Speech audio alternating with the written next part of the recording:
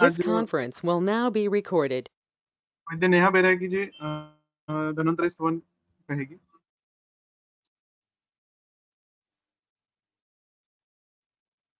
धन्यवाद सर। नमामि धन्वन्तरिमादिदेवं सुरासुरैर्वन्दितपादपद्मं लोके जरारुग्भयमृत्युनाशं दातारमीशं विविधौषधीनां शङ्खं चक्रं जलोकां ददमृतं घटं चारुदुर्भिश्चतुर्भिः सूक्ष्मस्वच्छातिरिद्यां शुकपरिविलसन् मौलिमम्भोजनेत्रं कालम्बोदोज्ज्वलां कटितटविलसच्चारुपीताम्बराढ्यं वन्दे धन्वन्तरिं तं निखिलगतवन् प्रोणदावग्निलीलम् प्रोणदावग्निलीलम् प्रोणदावग्निलीलम्। धन्यवाद वैद्य नेहा जी। आज के हमारे अतिथि वक्ता है आदरणीय वैद्य अनिरुद्ध कुलकर्णी सर। और सर आज हमारे लिए महास्रोतस व्याधियों में कुछ उपयुक्त कल्प विवेचन लेकर आए हैं। तो आज के हमारे वक्ता का परिचय करने में वैद्य दीप्ति गुप्ता जी को आमंत्रित करती हूँ। वैद्य दीप्ति।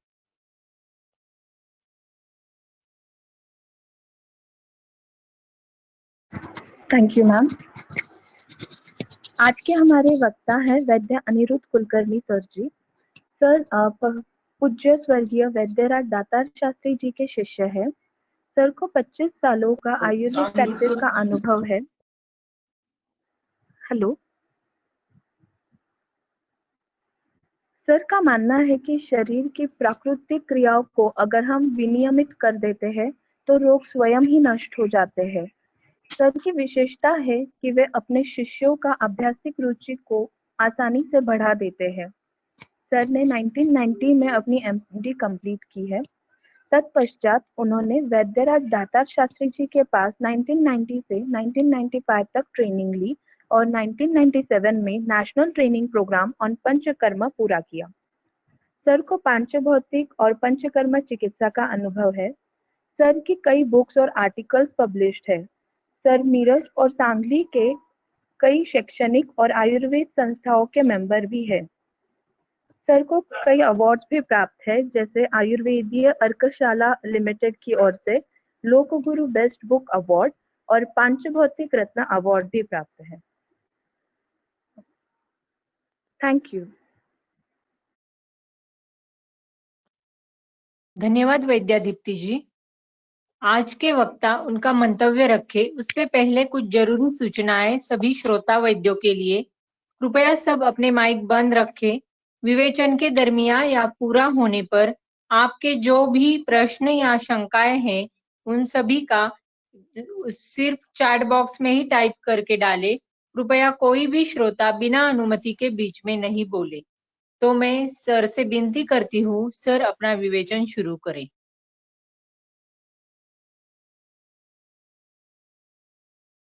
धन्यवाद आप सभी का और गुड इवनिंग टू एवरीबॉडी। एक बहुत ही खुशी की बात है कि श्रीरामपुर आयुर्वेद प्रैक्टिशनर्स एसोसिएशन ने मुझे ये मौका दिया कि आपसे मेरा जो भी कुछ अल्प स्वल्प ज्ञान है उसको आपके सामने रखूं। मेरे प्रिय मित्र वैद्य सतीश भट्टर जी, इनके ये श्रीरामपुर गांव है उनका, तो वहीं पे उनके ही माध्यम से मुझे ये आमंत्रण प्राप्त हुआ। और ये जो सभी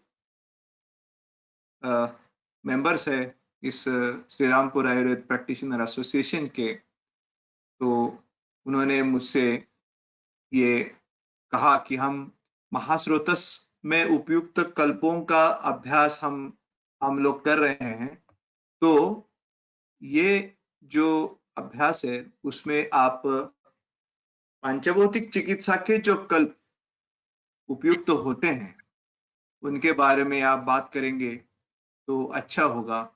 तो उनके इस निमंत्रण का सादर स्वीकार करके मैं आपके सामने ये महाश्रुत स्वीकार में उपयुक्त पंचभौतिक चिकित्सा कल्पों के बारे में थोड़ी बहुत जानकारी देने की कोशिश करूंगा।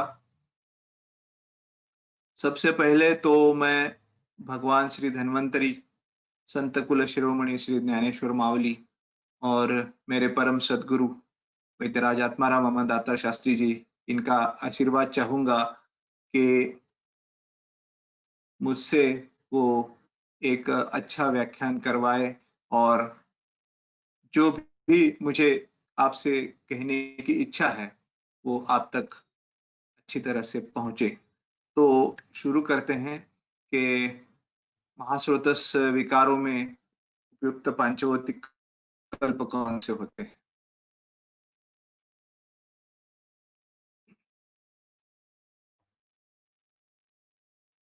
तो पहले हमें ये समझना है कि महास्रोतस एवं अन्नवह स्रोतस ऐसे दो है। महास्रोतस उन्होंने कहा है, लेकिन महास्रोतस का पूरा स्रोतस जैसा वर्णन हमें कहीं पे ग्रंथों में प्राप्त नहीं होता है। उसके बजाय हमें अन्नवह स्रोतस का वर्णन मिलता है। ठीक है, तो ये जो महास्रोतस है, तो महास्रोतस कैसे हम समझे कि उसमें हम महास्रोतस में मुख से गुदद्वार तक के अवकाश का समावेश होता है और अन्नवह स्रोतस में आमाशय तथा वाम पार्श्व का समावेश किया जाता है। देखिए, अन्नवाहानाम स्रोतसाम आमाशय मूलम वामम च पार्श्वम, ये इसकी व्याख्या है।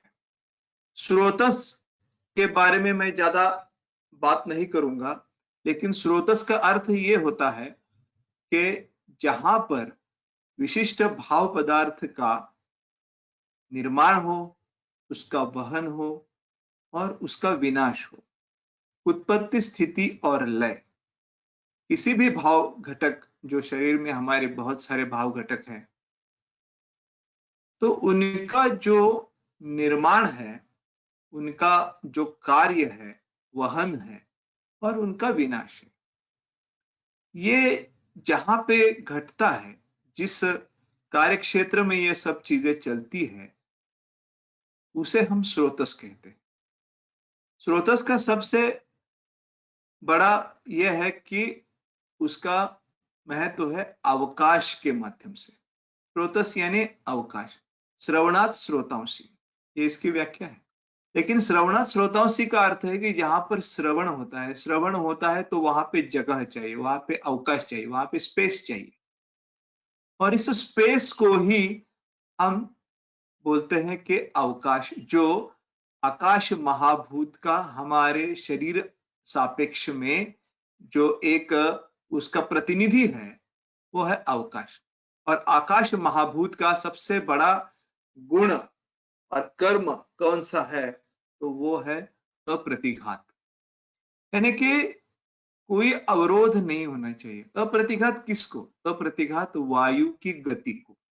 वायु की गति का प्रतिघात, वायु की गति का अवरोध जहां पर और जिस क्षण होता है, उस क्षण व्याधि अवस्था का प्रारंभ होने की आशंका बहुत ज्यादा रहती है। और इसीलिए ये जो अवकाश है ना, इसका अप्रतिघातत्व कायम रहना, यही हमारे सुखायु की, हितायु की एक प्रारंभिक स्थिति है।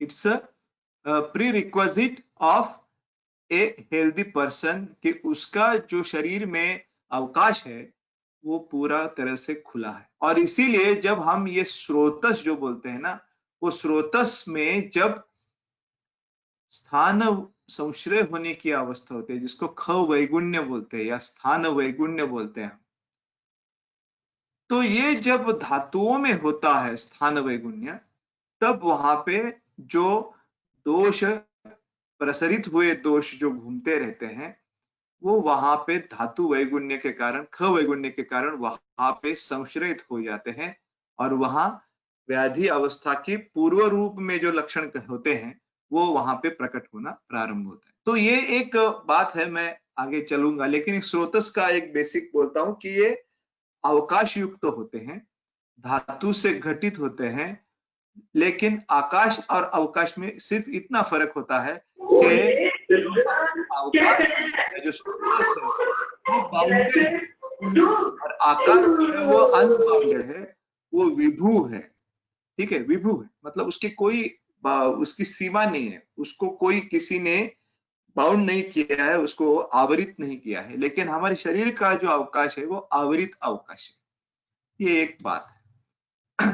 तो महास्रोतस में मुख से उदरद्वार तक के अवकाश का समावेश होता है और अन्न स्रोतस में आमाशय तथा वाम पार्श्व ये उसके मूल स्थान कहे गए। मूल स्थान का अर्थ है प्रभव स्थान। प्रभव स्थान का अर्थ है वहां जहां पे ये निर्माण होते हैं या जहां पे इनकी प्रकृति और विकृति का असर सबसे ज्यादा मात्रा में हमको दिखाई देता है, तो उसको ये बोलते हैं। देखिए, आमाशय मूलम वामम च पार्श्वम, किसके वाम और पार्श्व में और क्या है? तो इसका मतलब यह है कि आमाशय के वाम और पार्श्व में जो अवयव रहता है उसको बोलते हैं ग्रहणी।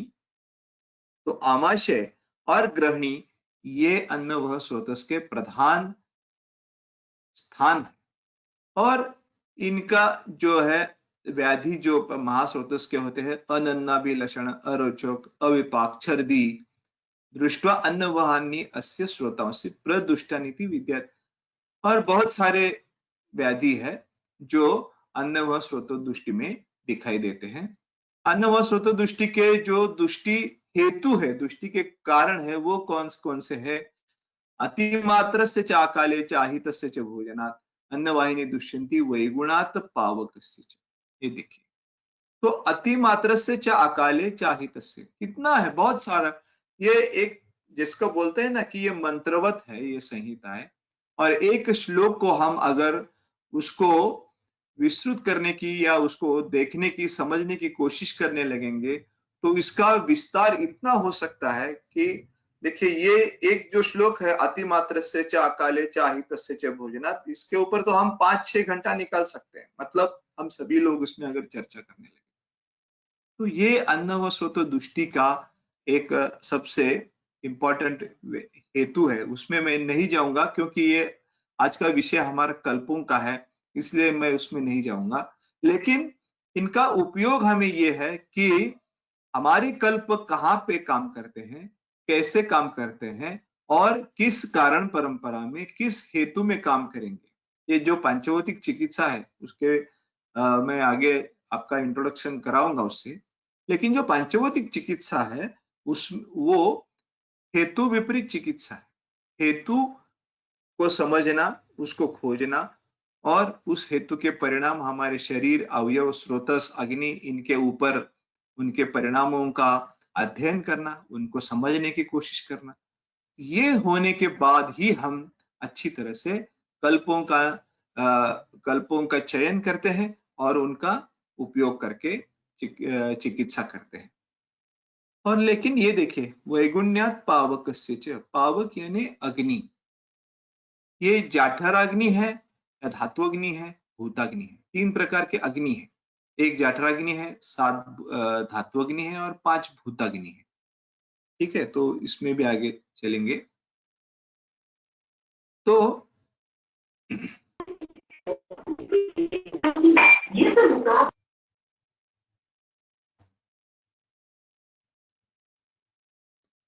सहकारी भाव यानी कि जो अन्न व स्रोतस है उसके सहकारी भाव कौन से कैसे, माने अन्न व स्रोतस का जो हमारा काम चल रहा है, महास्रोतस का जो काम चल रहा है वो कौन चला रहा है? देखिए, वायु, पित्त और कफ, वात पित्त का भी त्रिदोष है। ये शरीर के कार्यकारी घटक है, रचनात्मक भी है लेकिन कार्यकारी ज्यादा है। तो महास्रोतस से जो सहकारी जो घटक होते हैं वो है प्राणवायु, जो आहार को आमाशय तक ले जाते हैं। बोधक कप जो रस का परिचय कराते हैं। क्लेदक कप जो आहार को क्लीन करते हैं। पाचक पित्त जो आहार का पूरी तरह से पचन करते हैं। समान वायु जो आहार को आमाशय तक लाना, ये प्राणवायु का काम है, लेकिन आमाशय से उदर द्वार तक उसको ले जाना या उसका विघटन करना, विभाजन करना सार किट्ट विभाग में, और जो सार भाग है उसको व्यान वायु की प्रेरणा से हृदय में ले जाना, और जो किट्ट भाग है उसके जो दो भाग होते हैं, घन और द्रव। जो घन है वो पुरुष होता है, जो द्रव है और मूत्र और श्वेत होता है, तो उनके अपने अपने गंतव्य स्थानों तक पहुंचाना, ये समान वायु का काम है। व्यान वायु का काम है कि आहार रस का विक्षेपण करना, शब्दार्थी जल संतानवत, ये आहार रस की गति है। तो आहार रस जो उसमें रस धातु जो है उसको ये शरीर में विक्षेपित करना। और अपान वायु, ये भी महास्रोतस का सबसे इंपॉर्टेंट एस्पेक्ट है। देखिए उसमें जो है पचन व्यापार, तो महास्रोतस में घटता क्या है, महास्रोतस में क्या क्या होता है? महास्रोतस में होता है पचन व्यापार। महास्रोतस का जो काम हमें समझना है, उसमें सबसे इंपॉर्टेंट रोल किसका है? वो है अग्नि का।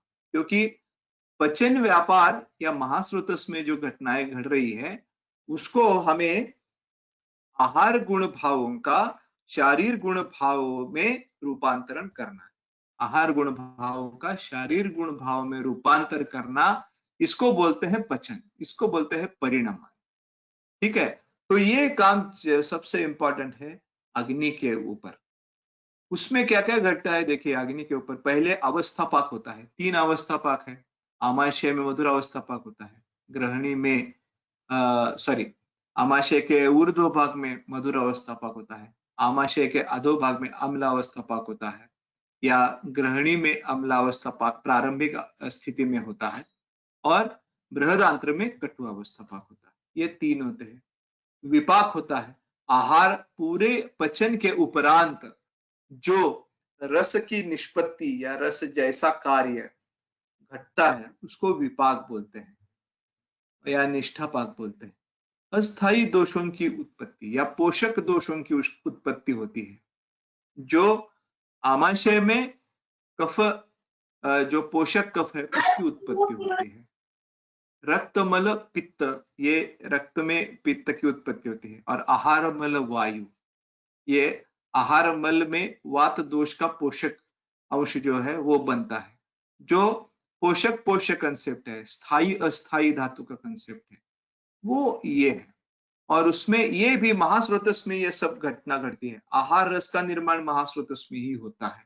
आहार रस की गति महास्रोतस में होती है। और धातु पोषण का जो एक बेस है, वो बेस और उसका जो सबसे शुरुआत उसकी होने तक का जो काम है वो महास्रोतस में ही घटता है।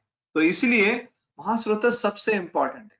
आचार्य चरक ने ग्रहणी चिकित्सा अध्याय जो 15वां लिखा है चिकित्सा स्थान में, वहां पे पचन व्यापार का उन्होंने उल्लेख किया है कि ये कैसे होता है और ग्रहणी इसमें सबसे इंपॉर्टेंट क्यों है और ग्रहणी का रोल क्या है इसमें। तो ये महास्रोतस का सबसे इंपॉर्टेंट भाग है अग्नि। और अवस्था पाक भी है, क्योंकि बहुत सी बार ऐसा होता है, खास करके जो हम देखते हैं कि रस प्रदोषज व्याधि, मांस प्रदोषज व्याधि और मेद प्रदोषज व्याधि में ये जो पहला मधुर अवस्था पाक है वो अवस्था पाक पूरी तरह से परिणत नहीं होता है आगे वाली स्थिति में, और उसके जो मधुर अवस्था पाक के ही घटक आहार रस में जाते हैं, धातु पोषण ऐसे धातुओं में जाते हैं, और जबकि वो शरीर गुण भाव से मेल नहीं खाते हैं, एक तो उनका पचन होना पड़ता है, नहीं तो वो वहां पे डिपॉजिट हो जाते हैं, वहां पे संचित हो जाते हैं, और उसके बाद में हमें अलग अलग व्याधियों का सामना करना पड़ता है। उसी तरह अम्ल अवस्था पाक, उससे अम्लता प्रधान व्याधि जो होते हैं वो होते हैं अम्ल पित्त जैसे है, आमवात जैसे हैं, मतलब जिसमें अम्लता बढ़ जाती है, अम्ल भाव शरीर में बढ़ जाता है। उसी तरह कटु अवस्था पाक। तो ये अवस्था पाकों का पूरी तरह से परिणमन होना चाहिए, नहीं तो ये व्याधियों में उसका जो है परिणाम होने में या व्याधि अवस्था उत्पन्न करने में वो जरूर कामयाब हो जाते हैं। देखिए, पंचभौतिक चिकित्सा का परिचय आपसे कराता हूं। पहले तो वैद्य आत्माराम मोहम्मद दातार शास्त्री जी का नाम है, जिन्होंने ये पंचभौतिक चिकित्सा का आविष्करण किया। उनके बारे में दो बात कहता हूं कि ये इनका जन्म जो है वो कोकण भाग जो है महाराष्ट्र का जो कोस्टल एरिया है, कोकण एरिया, उसमें दापोली नाम का गांव है। दापोली गांव से 12 किलोमीटर पर ये हरणे मुरुड नाम का एक कोस्टल विलेज है। वहां पे उनका जन्म हुआ 23 अप्रैल 1909 में। 1932 में उन्होंने आयुर्वेद तीर्थ और 1938 में आयुर्वेद आचार्य, ये 2 पदवी प्राप्त की और मुंबई में उन्होंने काम किया। मुंबई में उन्होंने 45 साल तक अपना प्रैक्टिस किया।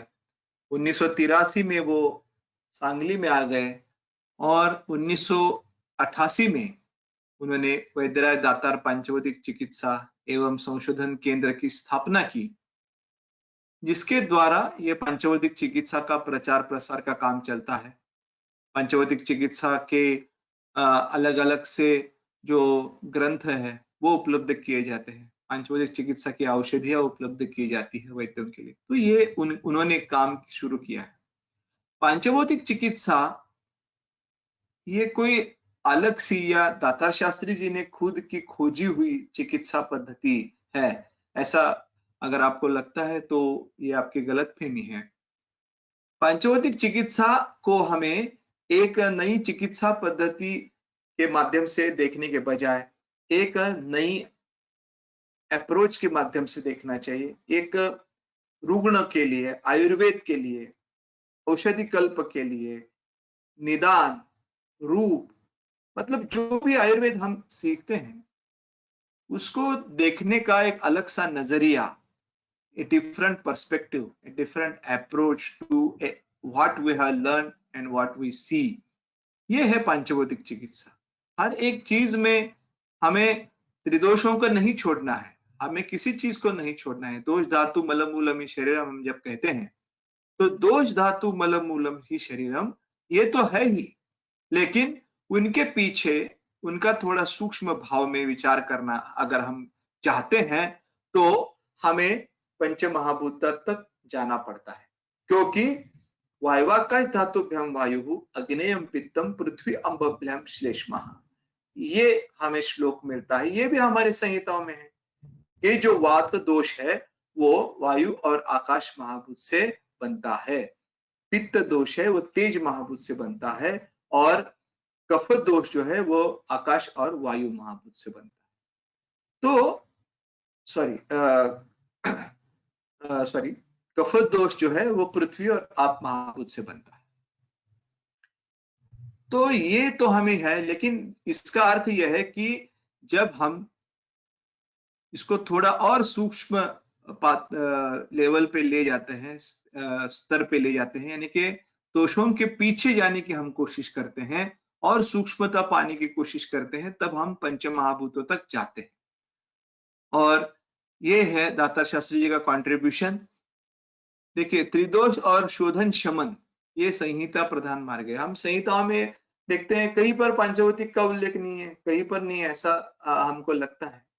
लेकिन क्योंकि हमारी संहिताएं त्रिदोष और उनका शोधन और शमन इस मार्ग से चलती है, इसलिए हमें ये अच्छी तरह से समझ नहीं पाते। लेकिन ये भी सभी है जो है पंचमहाभूत से संबंधित विपुल संदर्भ ग्रंथों में प्राप्त होते हैं। आप अगर सोचेंगे और देखेंगे थोड़ा बहुत तो सभी चीजों के पंचभौतिकत्व आपको मिलेंगे। दोषों का मिलेगा, धातुओं का मिलेंगे, मल के मिलेंगे, अग्नि के मिलेंगे, सभी के मिलेंगे आपको। प्रकृति है, छाया प्रभा है, जो नेत्र का वर्ण है उसमें पंचभौतिक है, मर्म विज्ञान है उसमें पंचभौतिक का रेफरेंस आपको मिलेगा, सभी जगह पे आपको मिलेगा, आपको थोड़ा ढूंढना है बस।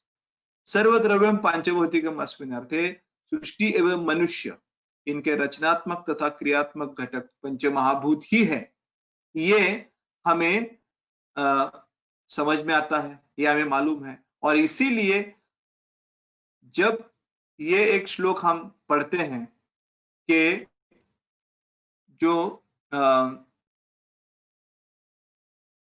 नास्तिक जो हम श्लोक पढ़ते हैं कि जो पंचमहाभूतों तक जो व्यक्ति जाता है उसकी चिकित्सा कभी भी असफल नहीं होती है। और इसीलिए ये जो आचार्य सुश्रुत का श्लोक है उसका अर्थ ये है कि हम ज्यादा से ज्यादा पंचमहाभूतों तक ही जा सकते हैं, क्योंकि वही स्थूल भाव है। उसके पीछे अगर हम जाना चाहते हैं तो वो सूक्ष्म भाव है जो हमारे इंद्रियों के परे है। हमारे इंद्रिय उनको कैच नहीं कर सकते, उनको समझ नहीं सकते। तो इसीलिए ये होता है। देखिए, पांचभौतिक विचार से बहुत सारी शंकाओं का समाधान सहजता से होता है। उसके एक दो अल्प उदाहरण, मतलब गुरुजी के ही उदाहरण मैं आपको देता हूं कि जब वो अहमदनगर कॉलेज में पढ़ रहे थे और उनके जो आचार्य है वो उनको नवज्वर की चिकित्सा समझा रहे थे कि लंघनम स्वेदनम कालो यवागो तिक्तको रसः। तो उन्होंने कहा कि ये जो तिक्त रस है ये लंघन स्वेदन वगैरह है। तो उन्होंने कहा कि आपको कोई शंका है? तो दातार शास्त्री जी ने पूछा when he was a student कि यहाँ पे तिक्त रस ऐसा स्पेसिफिक क्यों लिखा है? तो गुरुजी ने कहा कि देखिए, ये जो ज्वर है ये खास करके पित्त प्रधान और अग्नि वाला, अग्नि को जब अग्नि प्रधान व्याधि है तो उसमें शमन के लिए तिक्त रस का उन्होंने उल्लेख किया। तो दातार शास्त्री जी ने और आगे जाके पूछा कि अगर ऐसा है कि पित्त शमन के लिए जो तिक्त रस है तो पित्त शमन के लिए मधुर और कषाय रस भी है, तो वो क्यों नहीं कहे गए, तिक्त रस ही क्यों कहा गया? तो यहाँ पे देखिए कि दोषों के आधार पर हमें इसका परिणाम या इसका समाधान नहीं मिल सकता है, लेकिन अगर हम महाभूतों के स्तर पर जाएं तो हमें ये मिलता है कि जो नवज्वर है उसका मूल है कि आम की निर्मिति जो पृथ्वी और आप महाभूत प्रधान है उसके माध्यम से आम निर्माण होता है, आम से अग्निमंद्य होता है, अग्निमांद्य से वायु की पृथ्वी आप महाभूत के प्रधान आहार से अग्निमंद होता है, उससे आम की निर्मिति होती है, जिससे श्रोतोरोध होता है, श्रोतोरोध से वायु प्रकोपित होता है और प्रकोपित वायु जो है वो अग्नि को अपने स्थान से उठाकर रसगत कर देता है और ज्वर की निर्मिति होती है। ये हमें संप्राप्ति मालूम है, लेकिन ये जो पृथ्वी और आप महाभूत और श्रोतोरोध है इसको तिक्त रस में जो वायु और आकाश महाभूत से घटित है उसी के आधार पर ही ये हम समझ सकते हैं कि यहाँ पे तिक्त रस ऐसा स्पेसिफिकली क्यों लिखा है। ठीक है, उसी तरह से अगर हम ये कहते हैं, दूसरा एक उदाहरण मैं आपको देता हूं कि आप अगर वात वृद्धि और पित्त वृद्धि दोनों के आप श्लोक देखेंगे तो उसमें आपको मिलेगा कि निद्राल्पता, निद्रा नाश, ये उन्होंने उल्लेख किया है। तो अगर हमारे पास कोई पेशेंट आता है और वो हमें मिलता है कि ये निद्राल्पता में वात का है या पित्त का है, तो अगर जब तक हम उसके हेतु तक नहीं जाते हमें ये पता नहीं चलता है। तो इसीलिए आप बहुत सारी जगह पे उसको आप डाल दीजिए तो ये बहुत सारी शंकाएं जो त्रिदोष के माध्यम से हम समझ नहीं पाते हैं वो पंच महाभूत के माध्यम से समझ सकते हैं। देखिए, पांचभौतिक चिकित्सा जिन बेसिस पर दातार शास्त्री जी ने उसका आविष्करण किया या जिन पॉइंट्स को पंचभौतिक चिकित्सा में महत्व दिया जाता है, ये इसमें मैं ज्यादातर नहीं जाऊंगा, लेकिन पंचमहाभूत की उत्पत्ति तथा विलीनीकरण या कृत प्लीहाव वृक्क यानी कि जो अग्नि संस्था का विचार है, अवयवों की उत्पत्ति भी महाभूत और दोष इनसे कही गई है, और बहुत सी बार अवयवों की उत्पत्ति के माध्यम से ही हमें चिकित्सा में बहुत सारी मदद मिल जाती है। जैसा अगर हम देखते हैं यकृत प्लीहानो शोणितरिम, हाँ, कफ रक्त मांसानाम सारा जीवा,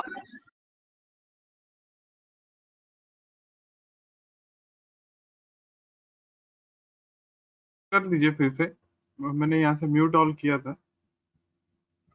सभी से अनुरोध है अपने माइक्स बंद रखिए, नहीं तो लेक्चर में डिस्टरबेंस आ जाता है। हेलो सर, आपका माइक फिर से अनम्यूट कर दीजिए। Thank you. तो अवयवों की उत्पत्ति जो होती है वो उनका महत्व भी बहुत होता है। कफ शोणित मांसानाम सारा जीवा प्रजायते। इसी तरह से बहुत सारी देखिए, असृजश्लेष्मजश्चापि ये प्रसाद परोमतः तत्वसांतरणे जायन्ते गुदबस्तिश्च देहिता, यानी गुद बस्ती, ये दोनों जो अवयव है उनकी जो घटित दोष धातु मल है वो वही है, सेम है। तो इनका जो पोषण है या उनके जो व्याधि निर्माण होते हैं उनमें ये जो बेसलाइन वाले जो दोष धातु मल है हर एक अवयव में, उनका सबसे बड़ा महत्व होता है। यकृत प्लीहा शोणितो, जो यानी कि यकृत और प्लीहा के कोई भी व्याधि हमें दिखाई देते हैं तो उनमें आप रक्त को छोड़ के आप कोई भी विचार या कोई भी चिकित्सा नहीं कर सकते। आपको रक्त को लेकर ही करना होगा। बाकी की चीजें आप कर सकते हैं, लेकिन रक्त को आप नजरअंदाज नहीं कर सकते। अम्ल क्षार सिद्धांत जो पांचवती का बहुत बड़ा सिद्धांत है, यानी क्या है उसमें के अम्ल क्षार सिद्धांत, क्षारो ही अति माधुर्यम शीघ्रम अम्लोप संहिता।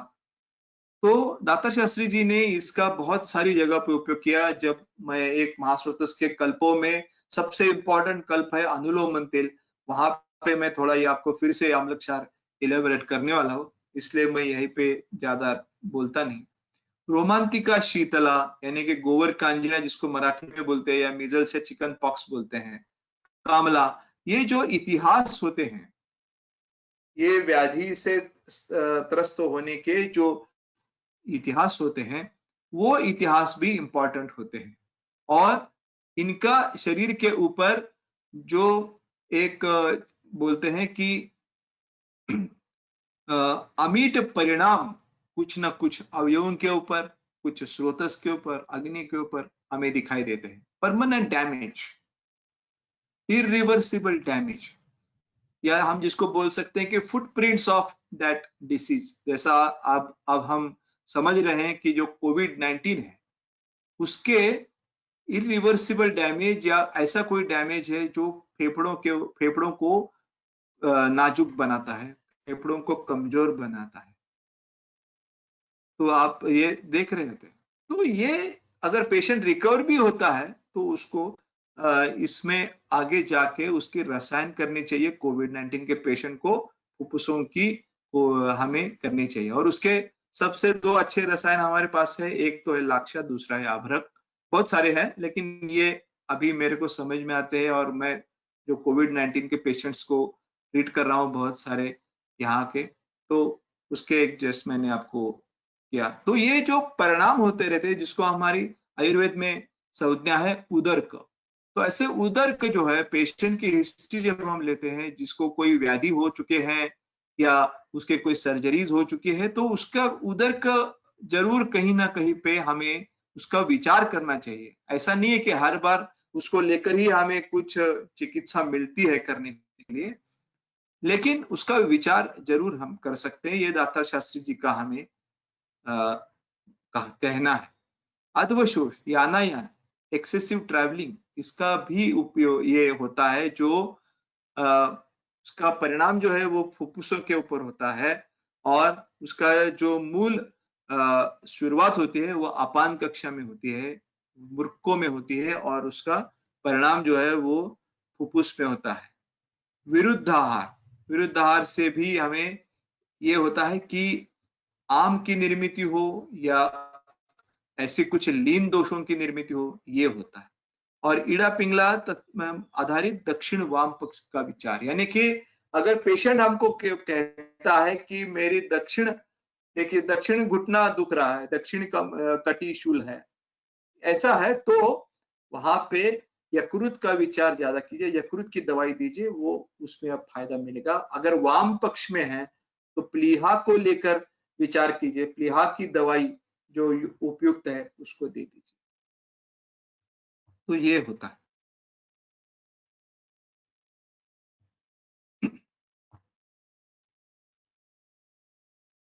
हाँ, यकृत प्लीहा मूत्रपिंड, ये जो है इनका जो है उत्पत्ति, स्थिति और लय, इससे महत्व है। यह अग्नि संस्था जिसको बोलते हैं दातर शास्त्री, उसके 3 घटक है, यकृत प्लीहा मूत्रपिंड और स्त्रियों में गर्भाशय, ये होता है। और इनकी ही परीक्षा जो कहती है उनको हम उदर परीक्षण बोलते हैं, जो पंचभौतिक का सबसे इंपॉर्टेंट एस्पेक्ट है कि उत्पत्ति में ये भरण का काम होता है, प्राण उदान समान व्यान उसमें कार्यरत रहते हैं और वो यकृत के ऊपर उनका हमें परिणाम दिखाई देता है। या उत्पत्ति का काम यकृत का है ज्यादा, उत्पत्ति, परिणमन, हमारे शरीर के जो भाग है उनकी उत्पत्ति करना, उनका पोषण करना, ये यकृत का काम है। स्थिति में पोषण ये व्यान वायु का काम है, इसके परिणाम हमें प्लीहा के ऊपर दिखाई देते हैं। और लय जो है वो उत्सर्जन का काम है, ये अपान का काम है और मूत्रपिंड के क्षेत्र में हमें दिखाई देते हैं। तो ये उदर परीक्षण है। और उदर परीक्षण का काम है कि अग्नि की परीक्षा करना। उदर परीक्षण में सबसे इंपॉर्टेंट होता है कि पेशेंट को खाली पेट हम बुलाते हैं और उसको पीठ के बल सुलाते हैं, उसको घुटनों में पांव को मोड़ने को बोलते हैं और उसके जो नाभि है, नाभि के आसमंत में जो अवयव है उनको अग्नि संस्था बोलते हैं। नाभि ये पित्त का, तेज का, ग्रहणी का स्थान है, पित्त का स्थान है। और इसीलिए तो हम ये बोलते हैं पहले हम उसको मृदु काठिन्यत्व की परीक्षा करते हैं, उसके बाद में उष्ण शीतत्व की परीक्षा करते हैं यकृत और प्लीहा के क्षेत्र में। उसके बाद में हम परीक्षा करते हैं कि पीड़ना सहत्व की, यकृत, प्लीहा, वृक्क, दक्षिण वृक्क, वाम वृक्क, गर्भाशय, इन पॉइंट्स पे हम पीड़ना सहत्व, पाल्पेशन की परीक्षा करते हैं। और अंत में शब्द परीक्षा करते हैं। तो शब्द परीक्षा में यानी कि हम नाद परीक्षा जिसको बोलते हैं वो करते हैं। और इसमें हमें पार्थिव नाद, घन नाद, इस तरह के बहुत सारे नाद हमें मिलते हैं। तो ये उदर परीक्षण का जो भाग है उसको हम, these are the findings, these are the observations, उसको हम जब पेशेंट हर बार आता है तो हर बार हम उसका उदर परीक्षण करते हैं और उसके जो फाइंडिंग्स है उसको हम नोट करते हैं। और उसको नोट करने के बाद उसमें जो भी अगर कोई चेंजेस है, यानी कि पहले विजिट में जो पेशेंट आया था तो उसके उभय वृक्क के क्षेत्र में उसके पीड़ना सहत्व यहाँ पे दिख रहा था, टेंडरनेस दिखाई दे रहा था, लेकिन अब वो कम हो गया है। तो इस तरह के जो फाइंडिंग्स है उसको हम देखते हैं और उसी के आधार पर हमारे कल्पों की जो चयन है वो बदलता है। कोई ट्रीटमेंट कम ज्यादा करनी है, कोई दवाई ऐड करनी है या उसको बंद करना है, उसका काम हो चुका है। तो ये हम सब पंचभौतिक में उदर परीक्षण के माध्यम से हम उसको तय करते हैं कि कौन सी दवाई कहाँ तक देनी है। देखिए लिमिट्स ऑफ मेडिसिन, बहुत सी बार हमें यहाँ पे अगर कोई नववैद्य, बहुत सारे मुझको है ऐसा बोल रहे थे, मैं भी कोई ऐसा पुराना वैद्य तो हूँ नहीं, मैं भी एक छोटा विद्यार्थी हूँ लेकिन जिन्होंने अभी अभी ये आयुर्वेद की प्रैक्टिस शुरू की है या पीजी स्टूडेंट्स है बहुत सारे यहाँ पे है, तो उनको ये मैं बोलना चाहूंगा कि हमें बहुत सी बार ऐसा लगता है कि कितने दिन कौन सी दवा देनी है, कि कब कौन सी दवा बदलनी है। तो ये अगर हमें इसका मालूम पड़ना बहुत डिफिकल्ट होता है कि हमें कहाँ तक कौन सी दवा देनी है। तो ये पांचभौतिक चिकित्सा में जो है ना, इसको हम ये उदर परीक्षण के आधार पर उसको तय कर सकते हैं। एक छोटा उदाहरण देता हूं आपको कि महास्रोतस का ही उदाहरण देता हूं कि गृहिणी जैसी है, इरिटेबल बॉयल सिंड्रोम जैसे पेशेंट्स होते हैं, इरिटेबल बॉयल सिंड्रोम में या क्रॉनिक डायरिया जैसे पेशेंट है, तो उनमें होता यह है कि इतना उनका जो है आंतड़ों का जो शक्ति है वो इतनी कम होती रहती है कि कई बार ऐसा होता है कि जो भी जब पेशेंट खाता है तो वो उसको मल प्रवृत्ति की भावना हो जाती है और वहां पे द्रव मल प्रवृत्ति होती है। तो इसको आंतड़ों की बल के लिए भी हमें कुछ देना है, तो हम उसको पार्थिवता बढ़ाना है उधर, तो वहां पे पार्थिवता बढ़ाने के लिए अगर समझो हमें पद्मक किट देना है, तो पद्मक किट पार्थिवता बढ़ाने के लिए रसायन अपुनर्भव या उस अवयव की जो शिथिलता है उसको पूरी तरह से कम करने के लिए, उसको पूरी तरह से पूर्व व्याधि की अवस्था तक लाने के लिए हमें जो काम करना है उसके लिए कौन सी स्थिति है, तो हम ये समझते हैं कि जब पूरी तरह से मल प्रवृत्ति ठीक हो और उभय वृक्क और जो मूत्रपिंड की जो वेदना है वो पूरी तरह से जब कम होती है, तब हम उसको पद्मक किट या रसायन या पुनर्भव जो आपको देना है, पद्मक किट देना है आपको, जो भी है वो आपको स्टार्ट करनी है। तो ये इस तरह का limitation, change of the medicine, ये पंचभौतिक के आधार पर हम कर सकते हैं। देखिए पंचभौतिक चिकित्सा की कुछ विशेषताएं जो होती है, why पंचभौतिक चिकित्सा हैज बिकम पॉपुलर, या पंचभौतिक चिकित्सा हमें क्यों समझनी चाहिए, उसके विचार हमें क्यों आत्मसात करने की कोशिश करनी चाहिए, ये मैं आपको बताता हूं कि ये एक सुसूत्र विचार पद्धति है। This is a complete approach. Complete मायने क्या होता है कि पेशेंट हमारे सामने जब आता है तब से उसको दवाई देने तक, उसको पथ्यापथ्य बताने तक हमें किस तरह से जाना है, किस मोडस ऑपरेंडी से काम करना है, ये पंचभौतिक में सुसूत्र पद्धति से लिखा हुआ है। यानी कि पेशेंट आता है तो उसके हम उसको जो हमारा जो हम उसको क्वेश्चंस पूछते हैं, उसकी जो हम परीक्षा करते हैं, दर्शन स्पर्शन प्रश्न, ये जो 3 प्रकार की त्रिविध परीक्षा हम करते हैं पंचभौतिक में, तो उसका एक प्रॉपर फॉर्मेट रहता है और वो प्रॉपर फॉर्मेट के आधार पर हम उसको एग्जामिन करते हैं। और ये जो फॉर्मेट है, प्रॉपर फॉर्मेट पेशेंट को चेक करने का, तो इसका महत्व ये है कि इसके आधार पर हम दवाइयों का चयन करेंगे और इसी के आधार पर हम हर बार जब वो पेशेंट आता है तो इसी पॉइंट्स को हम रिव्यू करेंगे, रिविजिट करेंगे, और पेशेंट में अगर जो भी कुछ अच्छा हुआ है, बुरा हुआ है, उसको ठीक लगा है, नहीं लगा है, और कोई तीसरी बीमारी, तीसरा लक्षण उभर कर आया है, ये जो भी कुछ हुआ है, तो हमने पहले जो पॉइंट्स कंसिडर किए हैं उन्हीं के आधार पर हम आगे चले। ये सुसूत्र विचार पद्धति है। व्याधि संप्राप्ति का जल्द निर्धारण हम कर सकते हैं, क्योंकि हम हेतु के डायरेक्ट ऊपर जाएंगे और गुण, हेतु और गुण इनकी विचार करते हैं, तो हम संप्राप्ति के ऊपर जल्दी जा सकते हैं। देखिए संप्राप्ति जो है निदान पंचक में, उसमें बहुत 5 भेद है संप्राप्ति के, संख्या, विकल्प वगैरह। तो इसमें विकल्प संप्राप्ति जो है वो सबसे इंपॉर्टेंट है, जिसको हम अंशांश कल्पना बोलते हैं। कौन से गुण से कौन सा दोष प्रकोपित हुआ है और वो कहाँ पे जाके किस स्थान में संश्रित हुआ है और क्या उसके परिणाम निकले हैं, कौन सा व्याधि उत्पन्न हुआ है, वो कौन से उसके गुण उसमें अधिकतर दिखाई दे रहे हैं हमको। तो ये व्याधि संप्राप्ति का जल्द निर्धारण हम कर सकते हैं अगर हमें अंशांश कल्पना का ज्ञान हो। पंचभौतिक की औषधियों की संख्या भी बहुत कम है और उनकी मात्रा भी बहुत कम होती है। ये बहुत से लोगों को एक से मिरेकुलस लगता है कि इतनी कम मात्रा में, बहुत सारे जो स्टूडेंट्स आते हैं वो कहते हैं कि इतनी छोटी मात्रा में इतने बड़े देह के लिए वो काम करेगा कि पेशेंट भी हमको पूछते हैं। तो मैं आपको ये बोलूंगा कि कम से कम औषधियों में और कम से कम मात्रा में पंचभौतिक की दवाई काम करती है।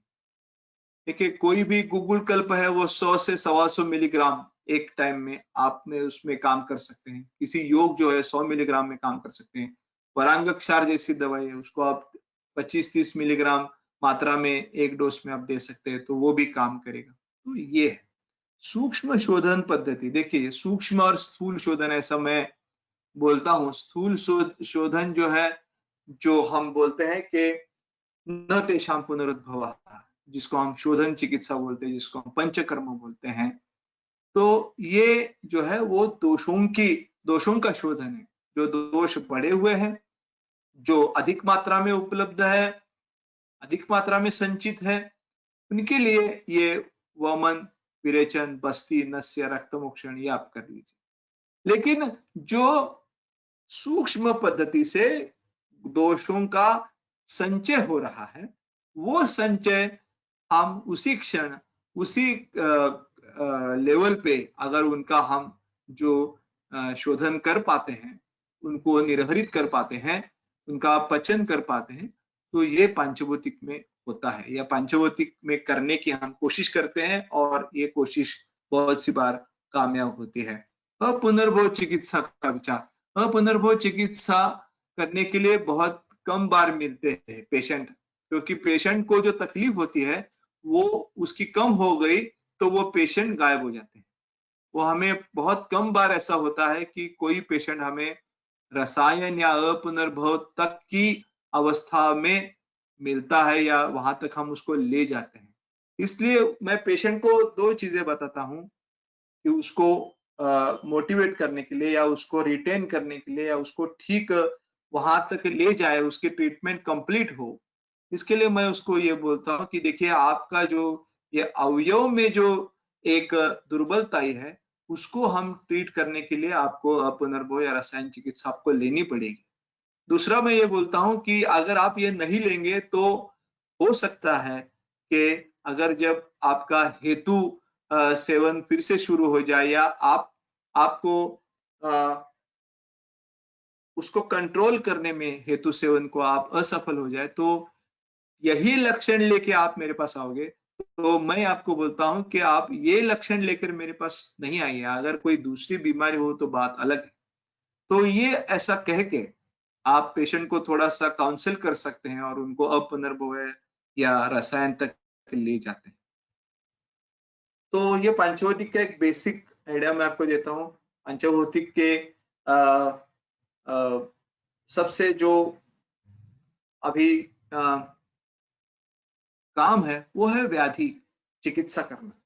चिकित्सक है, we are clinicians, we are here to treat the patient, और हमें किसी भी व्याधि से मुंह मोड़ना नहीं है। ऐसा नहीं है कि हमें हमारी जो अवस्था है उसमें कुछ साहस पूर्वक कुछ करना है, ऐसा मैं नहीं बोल रहा हूँ। लेकिन हम सभी अवस्थाओं में पेशेंट की हेल्थ और पेशेंट की आयु का नजर रखते हुए हम सभी पेशेंट्स को हमें एक्सेप्ट करना है। सभी ट्रीटमेंट में हम अच्छा काम कर सकते हैं। व्याधि का नाम जो भी हो, हम उसको अच्छा काम उसको कर सकते हैं। ठीक है, तो ये देखिए अब हम चलते हैं कि आज जो संयोजकों ने मुझको जो विषय दिया है उसकी शुरुआत मैं अब करता हूं। मैं क्षमा चाहूंगा कि कम से कम 40 मिनट मैंने पंचभौतिक के इंट्रोडक्शन में और उसके जो टिप्स है चिकित्सक के लिए उसके लिए मैंने गवाए हैं, लेकिन आगे के जो एक 30 या 40 मिनट जो मेरे पास है, तो वहां उसमें मैं महास्रोतस में उपयुक्त कल्पों के बारे में आपसे बात करूंगा। देखिए महास्रोतस के प्रधान व्याधि कौन कौन से हैं? अग्निमांद्य, अम्लपित्त, छर्दी, ग्रहणी, गुल्म, उदर शूल, परिणाम शूल, अतिसार प्रवाहिका, मलविबंध और अर्श भगंदर परिकृति। देखिए ये अन्नवह स्रोतस के जो व्याधि है उसमें ये जगह आती नहीं है, मतलब मलविबंध, अर्श भगंदर परिकृतिका, क्योंकि ये जहां पे बृहदांत्र समाप्त होता है वहीं पे अन्नवह स्रोतस का मतलब जिसको बोलते हैं ना कि थियोरेटिकली वहां पे काम हो जाता है। लेकिन जबकि संयोजका ने महास्रोतस नाम ये के कल्प मुझको बताने के लिए कहा है, तो मैंने ये गुद भाग के संदर्भ में भी जो व्याधि हमारे जनरल प्रैक्टिस में आते हैं उसको मैंने यहाँ पे लिया है। तो ठीक है, तो ये बेसिक है, तो उसमें हम चलते हैं। देखिए, अभी मैं तो डायरेक्ट आपको कल्प ही बताने वाला हूँ, क्योंकि ये कल्पों का सेशन है, कल्प के उन्होंने अध्ययन किया है, ऐसा वैद्य अमित ने मुझको कहा है। तो पंचभौतिक के कल्प उसमें कौन कौन से होते हैं उसको मैं आपको ऐड करने की मैं आपको कोशिश करूंगा। और ये जो बेसिक कल्प है उनके बाद व्याधि और कल्प ऐसा बताने के बाद लास्ट में मैं महास्रोतस में उपयुक्त जो 5 कल्प है उनको मैं थोड़ा सा विस्तृत आपसे डिस्कस करूं।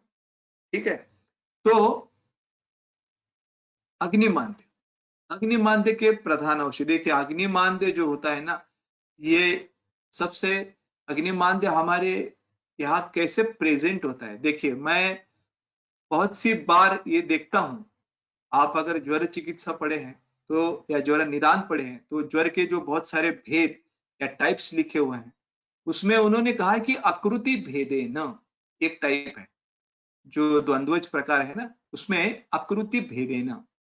तो आकृति क्या है? एकाद व्याधि की आकृति का अर्थ क्या हो सकता है? हाँ? तो ये मैं सोच रहा था कि what the संहिताकार मीन्स बाय आकृति ऑफ डिसीज। तो मेरे लिए ये इसका अर्थ मैंने ये ढूंढ निकाला कि आकृति का अर्थ है कि प्रेजेंटेशन ऑफ द डिसीज।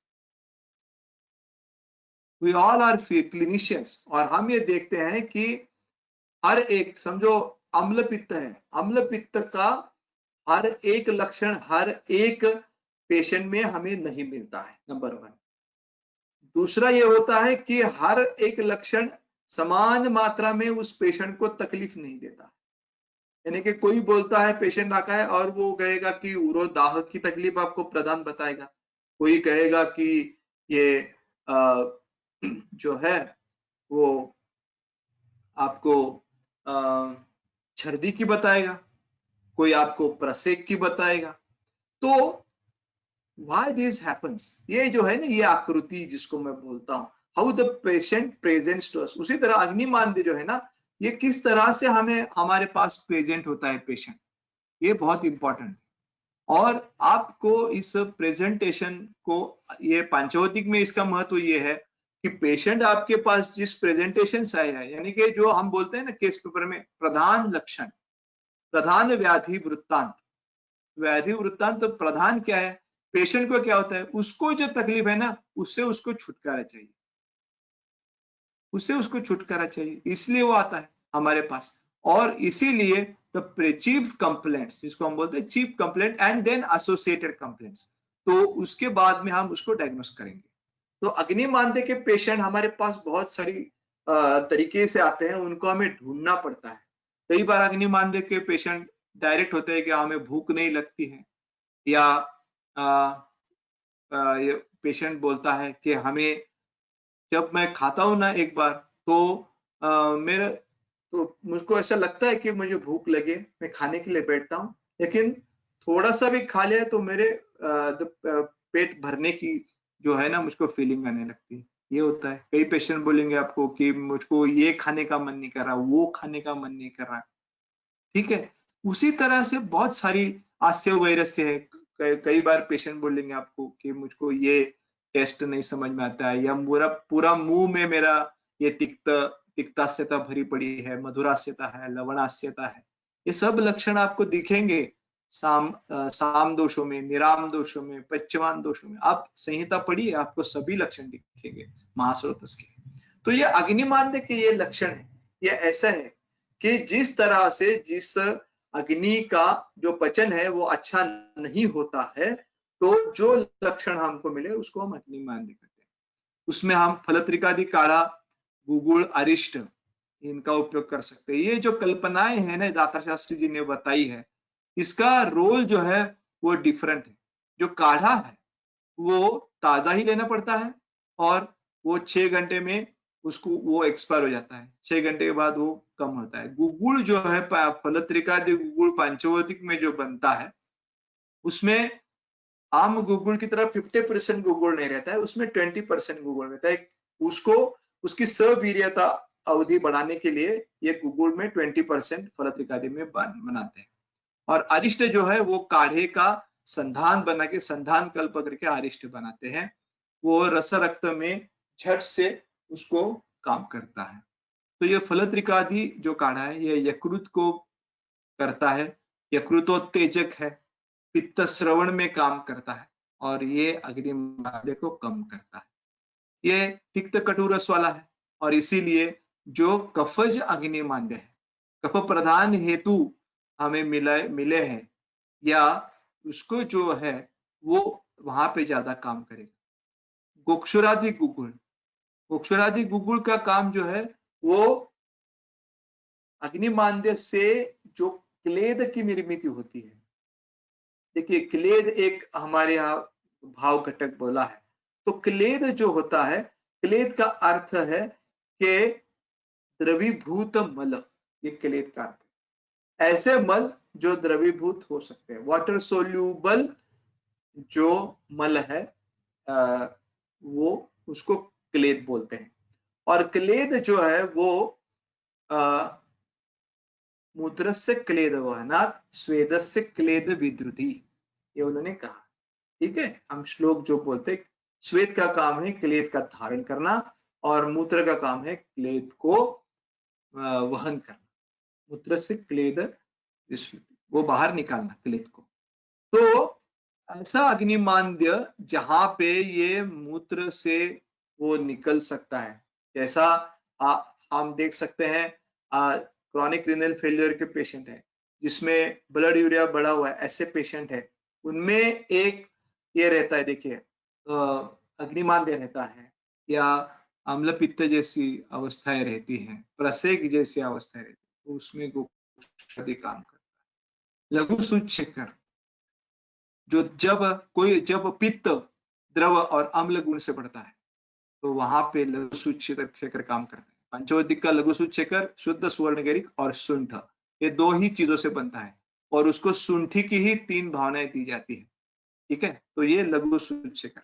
वरांगक क्षार, वरांगक ये मशीकल्प है और ये वरांगक जो है वो हेतु के माध्यम से, ठीक है, हेतु या प्लीहा के ऊपर घननाद अग्निमांद्य है। ऐसी स्थिति में या अम्ल प्रधान हेतु के सेवन से अगर होता है, दही ज्यादा खाकर कोई पेशेंट आया और वो अम्ल पित्त की तकलीफ कर रहा है, जो बेकरी प्रोडक्ट जो अम्ल विपाकी होते हैं ऐसे प्रोडक्ट्स खा के कोई पेशेंट आया है, उसमें वरांगक क्षार is the drug of choice. तो ये हेतु अग्नि के ऊपर उसके परिणाम, स्रोतस के ऊपर परिणाम, ये देख के हमें कल्प का चयन करना है। परिपाठादि काढ़ा, ये जो है क्षार धर्मी उष्णता बढ़ने से अग्निमांद्य होता है। तो ये कैसे होता है? ये क्षार से अग्नि का प्रज्वलन होना चाहिए, लेकिन क्षार धर्मी से अग्निमांद्य होता है। देखिए अग्निमांद्य का अर्थ है कि जो प्राकृतिक अग्नि था उस व्यक्ति का, उसके विपरीत उसके अग्नि का जो है प्रदर्शन होना या उसके विपरीत गुणों का हमें ये देखना, दिखाई देना कि ये जो आदमी था, जो पेशेंट है, वो पहले वो वात प्रकृति के यानी कि विषम अग्नि वाला दिखाई देता था, लेकिन अब वो उसका मंदाग्नि हो गया। तो उसका जो बेसिक वात का जो प्राधान्य था अग्नि स्थान में, वहां पे कफ ने उसको वात को रिप्लेस किया। तो वायु का आवरण हुआ है कफ से। तो कफ की चिकित्सा जब तक हम नहीं करते तब तक वो उसका जो प्राकृतिक विषम अग्नि था, वायु प्रधान अग्नि था, वो उसको मिलेगा नहीं। तो ये हमें जो है वो देखना है। परिपाठादि काढ़ा जो रोमांतिका मसूरिका का इतिहास है, ऐसे पेशेंट में अगर हमको दिखाई देता है वो है कुमारी असव। कुमारी असव जो है ये सबसे इंपॉर्टेंट है कि जो यकृत में पार्थिवता है तब हम दिखाई देते हैं अग्निमांद्य होता है। अम्ल पित्त और छर्दी, इसमें सबसे इंपॉर्टेंट है लघु सूचकर। जैसे मैंने कहा कि जो अम्ल और द्रव इन दो गुणों से अगर पित्त बढ़ा हुआ है तो ऐसी स्थिति में लघु सूच्यकर अच्छा काम करता है। शंख भस्म साम पित्त की अवस्था की हमारी दवा है। शंख भस्म और निराम पित्त की अवस्था की हमारी पंचवदिक की दवा है सुवर्णमाक्षिक भस्म। दूसरा बात आप ये कर सकते हैं कि अम्ल पित्त में दो जो है प्रेजेंटेशंस दिखाई देते हैं। एक में जो होता है कि उसमें प्रसेक होता है और दूसरे में होता है दाह, यानी कि जिसको हम बोलते हैं ना कि इरेक्टेशंस जो होते हैं या मुंह में अम्ल छर्दी या अम्लोद्गार, ये ऐसा होता है, वहां पे शंख भस्म होता है उपयुक्त। और जहां पे दाह है, बर्निंग होता है, वहां पे सुवर्णमाक्षिक होता है। हल्लू जो है, हल्लू सेलोसिया अर्जेंसिया करके एक जो क्षुप है, वो क्षुप का पंचांग हम लेते हैं और जिस मतलब उसमें जो बीज है उसको पक जाने के बाद उसको हम लेते हैं, पंचांग उसका लेते हैं, उसको ड्राई करते हैं, उसकी पाउडर करते हैं पंचांग की, तो उसको हम हरड़ू बोलते हैं, सेलोसिया अर्जेंसिया, जिसको मराठी में कुरडू बोलते हैं। ये दाता शास्त्री जी ने जो बहुत सारी दवाइयां उपयोग में लाई, अलग अलग सी और नई, तो उसमें ये हरड़ू है और ये बहुत बड़ी दवाई है। हरड़ू एक सौम्य मल मूत्र विरेचक दवाई है, खास करके मूत्र का विरेचन करती है, मूत्र विरेचन से उसमें काम करती है और एक क्षार धर्मी है, यानी कि अम्ल पित्त छर्दी में हरड़ू, अगर मूत्रपिंड का शोथ आपको दिखाई दे रहा है तो हमें हरड़ू का यूज करना है। ग्रहणी अतिसार प्रवाहिका, इसमें बहुत सारे शेड्स है, लेकिन इन तीनों में सबसे इंपॉर्टेंट है कि द्रव मल प्रवृत्ति होती है, या जो मल प्रवृत्ति है वो फॉर्म्ड नहीं है, वो जो स्टूल्स है वो फॉर्म नहीं है, वो पूरी तरह से जो है वो ग्रथित नहीं है, ये द्रव है या सांद्र है या स्त्यानमल है, जैसे कि प्रवाहिका में होता है पिच्छ, पिच्छा, सपिच्छ मल, यानी कि पेशेंट बोलता है हमको कि मैं जो है वो मेरे जो कमोड है या पात्र जो है शौचालय का, उसमें जो मेरा मल जो है वो चिपका हुआ रहता है, उसको ज्यादा पानी डालना पड़ता है तभी वो हमें स्त्यानमल का दर्शन कराता है, और स्त्यानमल में ये प्रवाहिका होती है। सपिच्छ अतिसार में गुदेन बहुद्रव शरणम अतिसार, और ग्रहणी में अवयव दुष्टि होती है और अवयव दुष्टि के कारण वहां पे उसका जो पचन का कार्य है ग्रहणी का वो अच्छी तरह से होता नहीं है, और इसीलिए ग्रहणी में क्या होता है, मुहुर्द्रवम मुहुर्बद्ध, मुहुर्बद्ध मुहुर्द्रव, ये मल प्रवृत्ति जो है वो ग्रहणी होता है। गुदेन बहुद्रव शरणम अतिसारम, ये अतिसार होता है। और जो प्रवाहिका होती है, प्रवाहिका का ये जो है उसपे सबसे इम्पॉर्टेंट लक्षण प्रवाहिका का जो पेशेंट हमको बोलता है कि वो है कृत्य अपि अकृत संज्ञा, कि पेशेंट को ऐसा लगता है कि मेरा पेट ठीक तरह से साफ नहीं हुआ है। तो ये जो मैं जो बोलता हूँ ना आकृति जो होती है, पेशेंट आता है और वो कहता है कि मेरे को द्रवमल प्रवृत्ति हो रही है, तो हमें ये उसको समझना है कि ये ग्रहणी वाली आकृति बोल रहा है या अतिसार वाली बोल रहा है या प्रवाहिका वाली, ठीक है। तो ये हमें समझ के उसके पीछे जाके उसके हेतु खोजने हैं और उस हेतु का उदर परीक्षण या अग्नि संस्था के ऊपर जो परिणाम हुआ है उसको ध्यान में रखते हुए हमें हमारे जो नीचे वाले कल्प है उनको खोजना है। देखिए लघु सूच्यकर, ये फिर से कल्प है।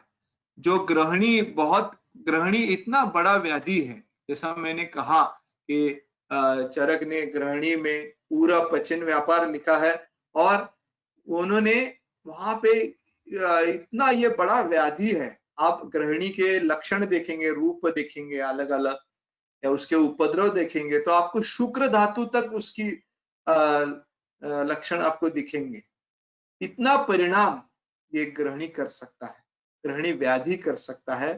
अपचन अजीर्ण की जो एक हद है वो है ग्रहणी, और इसीलिए लेकिन हमें ग्रहणी के दातार शास्त्री जी ने जो ग्रहणी लिखा है उसमें सिर्फ एक ही कल्प लिखा है, वो है लघु सूच्य, और लघु सूच्यकर से हम हर तरह की ग्रहणी ठीक कर सकते हैं, ये उन्होंने कहा। लेकिन इसका अर्थ हमें ये लेना है कि grahani is a main drug in laghu सूच्यकर is a main choice of drug of choice in grahani patients. लेकिन ऐसा नहीं है कि सिर्फ हम इस हर एक ग्रहणी पेशेंट को सिर्फ लघु सूच्यकर ही देते रहें, उसको पंचभौतिक के जो अलग बाकी के जो मुद्दे हैं उनको भी ध्यान में रखते हुए हमें कोई कल्प उसमें ऐड करने हैं तो ऐड कर सकते हैं। चातुर्थ क्यों? किरात तिक्ता अमृता चंदनम विषय विषय, तिक्त रस प्रधान है, और इसमें जो क्लेदा चूषण का काम है, जो द्रव जो क्लेद जो है वो स्थिर रहता है कहीं पर भी, ऐसी स्थिति में चातुर्थ को हमें देना है। पंचामृत परपटी ये बहुत फेमस और बहुत इफेक्टिव, और हर एक व्यक्ति हर एक वैद्य के संग्रह में ये दवाई होती है पंचामृत परपटी। ये पंचभौतिक में भी आती है, दातार शास्त्री जी ने बहुत उसका यूज किया है। तो खास करके जो ग्रहणी के स्थिति में, ग्रहणी में अगर ज्यादा बिगाड़ आया हुआ है या लघ्वांत्र में ज्यादा बिगाड़ आया हुआ है तो ऐसी स्थिति में पंचामृत परपटी बहुत अच्छा काम करती है। पाचन योग में आगे आपको ज्यादा इलेबोरेट करूंगा, लेकिन पाचन योग ये सबसे इंपॉर्टेंट है अतिसार प्रवाहिका ग्रहणी की। पाचक गुटी यानी लहसुना की गुटी जिसको हम बोलते हैं, ये इंपॉर्टेंट दवाई है। और पाचक गुटी का काम है कि एक क्षारधर्मी है, तो ये वर्षा ऋतु में जो अम्लधर्मी पानी आता है, नया पानी, उसके कारण जो अतिसार के पेशेंट्स हमारे सामने आते हैं तो वहां पाचक गुटी सबसे इंपॉर्टेंट है। देखिए ये ऐसे डिफाइंड जो है डिसीज कंडीशंस है, उसमें पंचभौतिक के टिपिकल कल्प बैठते हैं। किन्ही यानी कि आघाड़ा, अपामार्क, इसका भी पंचांग हम यूज करते हैं, तो ये इसका आता है।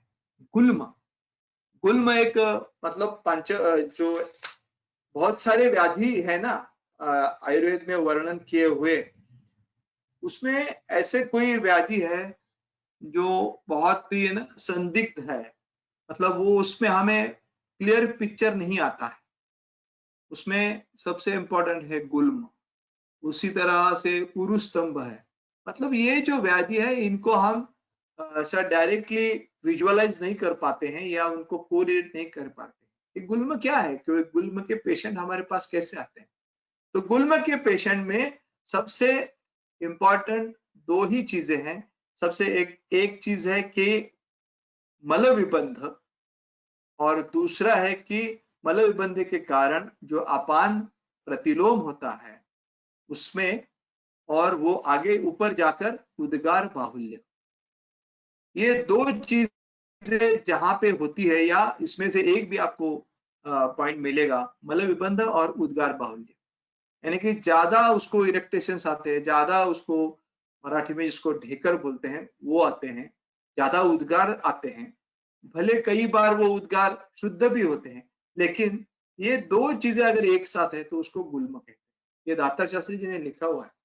और ये जो क्लिनिकल कंडीशंस है उसमें हम सबसे, अगर हमें कोई सोचना ही नहीं है, उसको वरांगक दे देना है, अनुलोमन तेल दे देना है।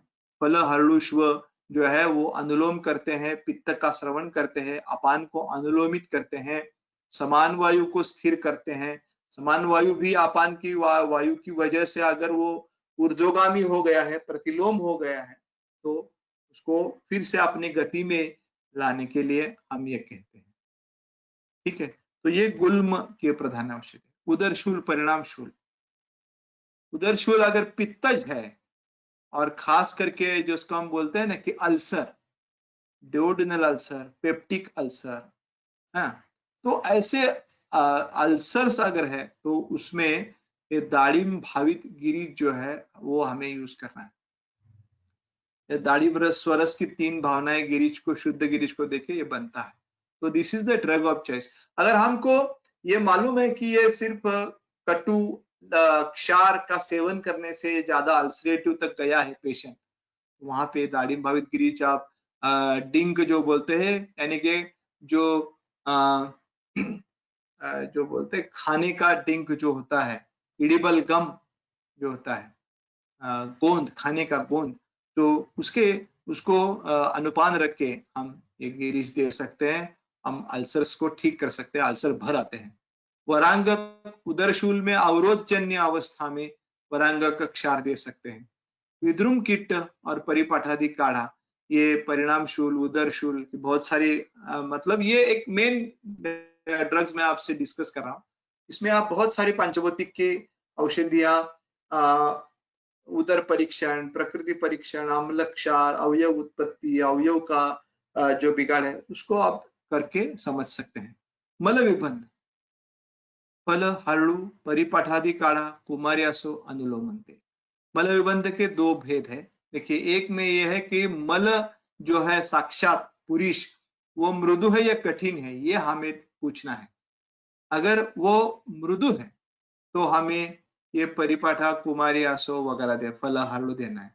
अगर ये मल जो है वो ग्रथित है, हार्ड है, ड्राई स्टूल है, तो वहां पे अनुलोमन तेल देना है। ठीक है, तो ये मल विबंध की एक ये कहता है। महाश्रोतस का जो बाकी के है ना, अर्श, भगंदर, परिकर्तिका, ये भी गुद भाग में होने वाली 3 अवस्थाएं हैं। इसमें आप सबको मालूम है, मैं उसमें ज्यादा नहीं जाऊंगा, लेकिन अर्श, भगंदर, परिकर्तिका का सबसे इंपॉर्टेंट कारण है मल विबंध, मल विबंध, मल विबंध, क्रॉनिक कॉन्स्टिपेशन, और वहां पे मल का संचय, और वहां ये मल के संचय के कारण विकृत उष्णता का बढ़ना गुद भाग में, ये तीनों का मेन कारण है, मेन हेतु है, आप समझ लेना। और इसीलिए वहां पे वरा, कुकुड़, शतताल, शतताल यानी सफेद मुसरी और शतावरी, इनका मिश्रण को हम शतताल बोलते हैं पांचवती में। ये खास करके सरक्त अर्श में हम दे सकते हैं। फल, सुवर्ण राजवेंगेश्वर या भगंदर की, भगंदर में उसका जो ट्रैक है, वो ट्रैक भर आने के लिए हम भगंदर यूज करेंगे। गंधक रसायन भी उसी के लिए यूज करते हैं। तो ये महास्रोतस के जो प्रधान व्याधि है, और उसमें पांचवती के जो मेन कल्प है, वो मैंने बताया। अब प्रधान औषधियों का विशेष अध्ययन करते हैं। देखिए, तो इसमें मैंने ये इसलिए लिया है कि हम कैसे कल्पों का अध्ययन करें, ये इसीलिए मैंने दिया है। हमें कल्पों का अध्ययन करना है।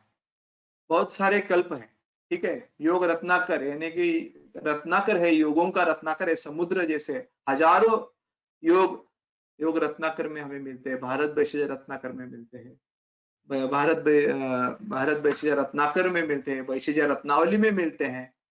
हमारे जो सीनियर्स है, हमारे जो पास बहुत जो विद्वान वैद्य है, हमारे सीनियर्स हैं, हमारे गुरु है, बहुत बड़े बड़े वैद्य हैं, उनके संग्रह से, उनके अनुभव से बहुत सारे कल्प बनते हैं आयुर्वेद में। लेकिन उनका अभ्यास कैसे करें, ये एक बहुत बार पे जो स्टूडेंट्स है, हम मुझको पूछते रहते हैं।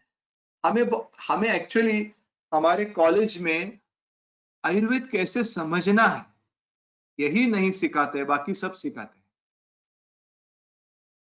ठीक है, आयुर्वेद को कैसे समझना, इसीलिए हम BAMS हो जाते हैं, कई बार यूनिवर्सिटी में रैंकर आ जाते हैं, लेकिन हमें ये अंदर से एक समाधान नहीं रहता है कि हमें आयुर्वेद कैसे पढ़ना है, संहिता कैसे पढ़नी है, द्रव्य कैसे समझने हैं, कल्पों का अभ्यास कैसे करना है, ये किसी ने सिखाया नहीं। ऐसा हमको लगते रहता है। अगर आपको ऐसा लगता नहीं है, तो आप मतलब आपको अच्छे शिक्षक आपको मिले हैं, अच्छे गुरु मिले हैं, मेरा आपको प्रणाम है। लेकिन बहुत सारे वैद्य और विद्यार्थी जो मेरे पास आते हैं, मैं उनको मुझको हर लोग बोलते हैं कि संहिता कैसे पढ़नी है, अध्याय कैसे पढ़ने हैं, कल्प कैसे पढ़ने हैं, द्रव्य कैसे पढ़ने हैं, समझने कैसे है आयुर्वेद। तो इसीलिए ये एक भाग है। देखिए, मराठी में 2 बहुत अच्छे बुक्स हैं जो कल्पों के अध्ययन के लिए हम यूज करते हैं, एक तो है सिद्ध औषधि संग्रह और दूसरा है गुणेश शास्त्री जी का जो उन्होंने 7 भाग लिखे हैं, वो उन्होंने जो लिखे हैं ये सबसे इंपॉर्टेंट है। और उन्होंने एक खास करके फड़के शास्त्री ने सिद्ध औषधि संग्रह में कल्पों का एक अच्छी तरह से उन्होंने एक फॉर्मेट बनाया और उसी का अध्ययन करते हैं। तो ये एक कल्प है। और उसी तरह से ये हमें कोई भी कल्प हमारे सामने आता है तो उसका डिजाइन जो है वो डिजाइन ऐसे क्यों है, ऐसा सोचना चाहिए। इसमें ये क्यों ये जो इंग्रेडिएंट्स है इसमें क्यों उन्होंने कहे हैं और जिस मात्रा में कहे उसी मात्रा में ये क्यों कहे। ठीक है, तो ये अगर हम ऐसा सोचने की शुरुआत करेंगे हर कल्प में तो हमें कुछ ना कुछ समझ में आएगा। जो 5 कल्प मैं आपको शेयर करने वाला हूं उसमें मैंने पांचभौतिक पद्धति से कल्प कैसे हम समझते हैं, कैसे समझना चाहिए, किस तरह से समझ सकते हैं, इसके एक गाइडलाइन दी है। ठीक है, ये इसमें हरड़ा, बेहड़ा, आमला, गिलोय, कुटकी, नीम, छाल, किराइत, वासा, ये इसके इंग्रेडिएंट्स हैं। इसमें गुगुल ऐड होता है, ये जब फलद्रिकादि गुगुल कहते हैं। और ये जो काढ़ा है और अरिष्ट है, अरिष्ट में उसमें शक्कर और धात की पुष्प ऐड होते हैं। बस ये जो है उसका रस जो है तिक्त कटु है, वीर्य उष्ण है, विपाक कटु है।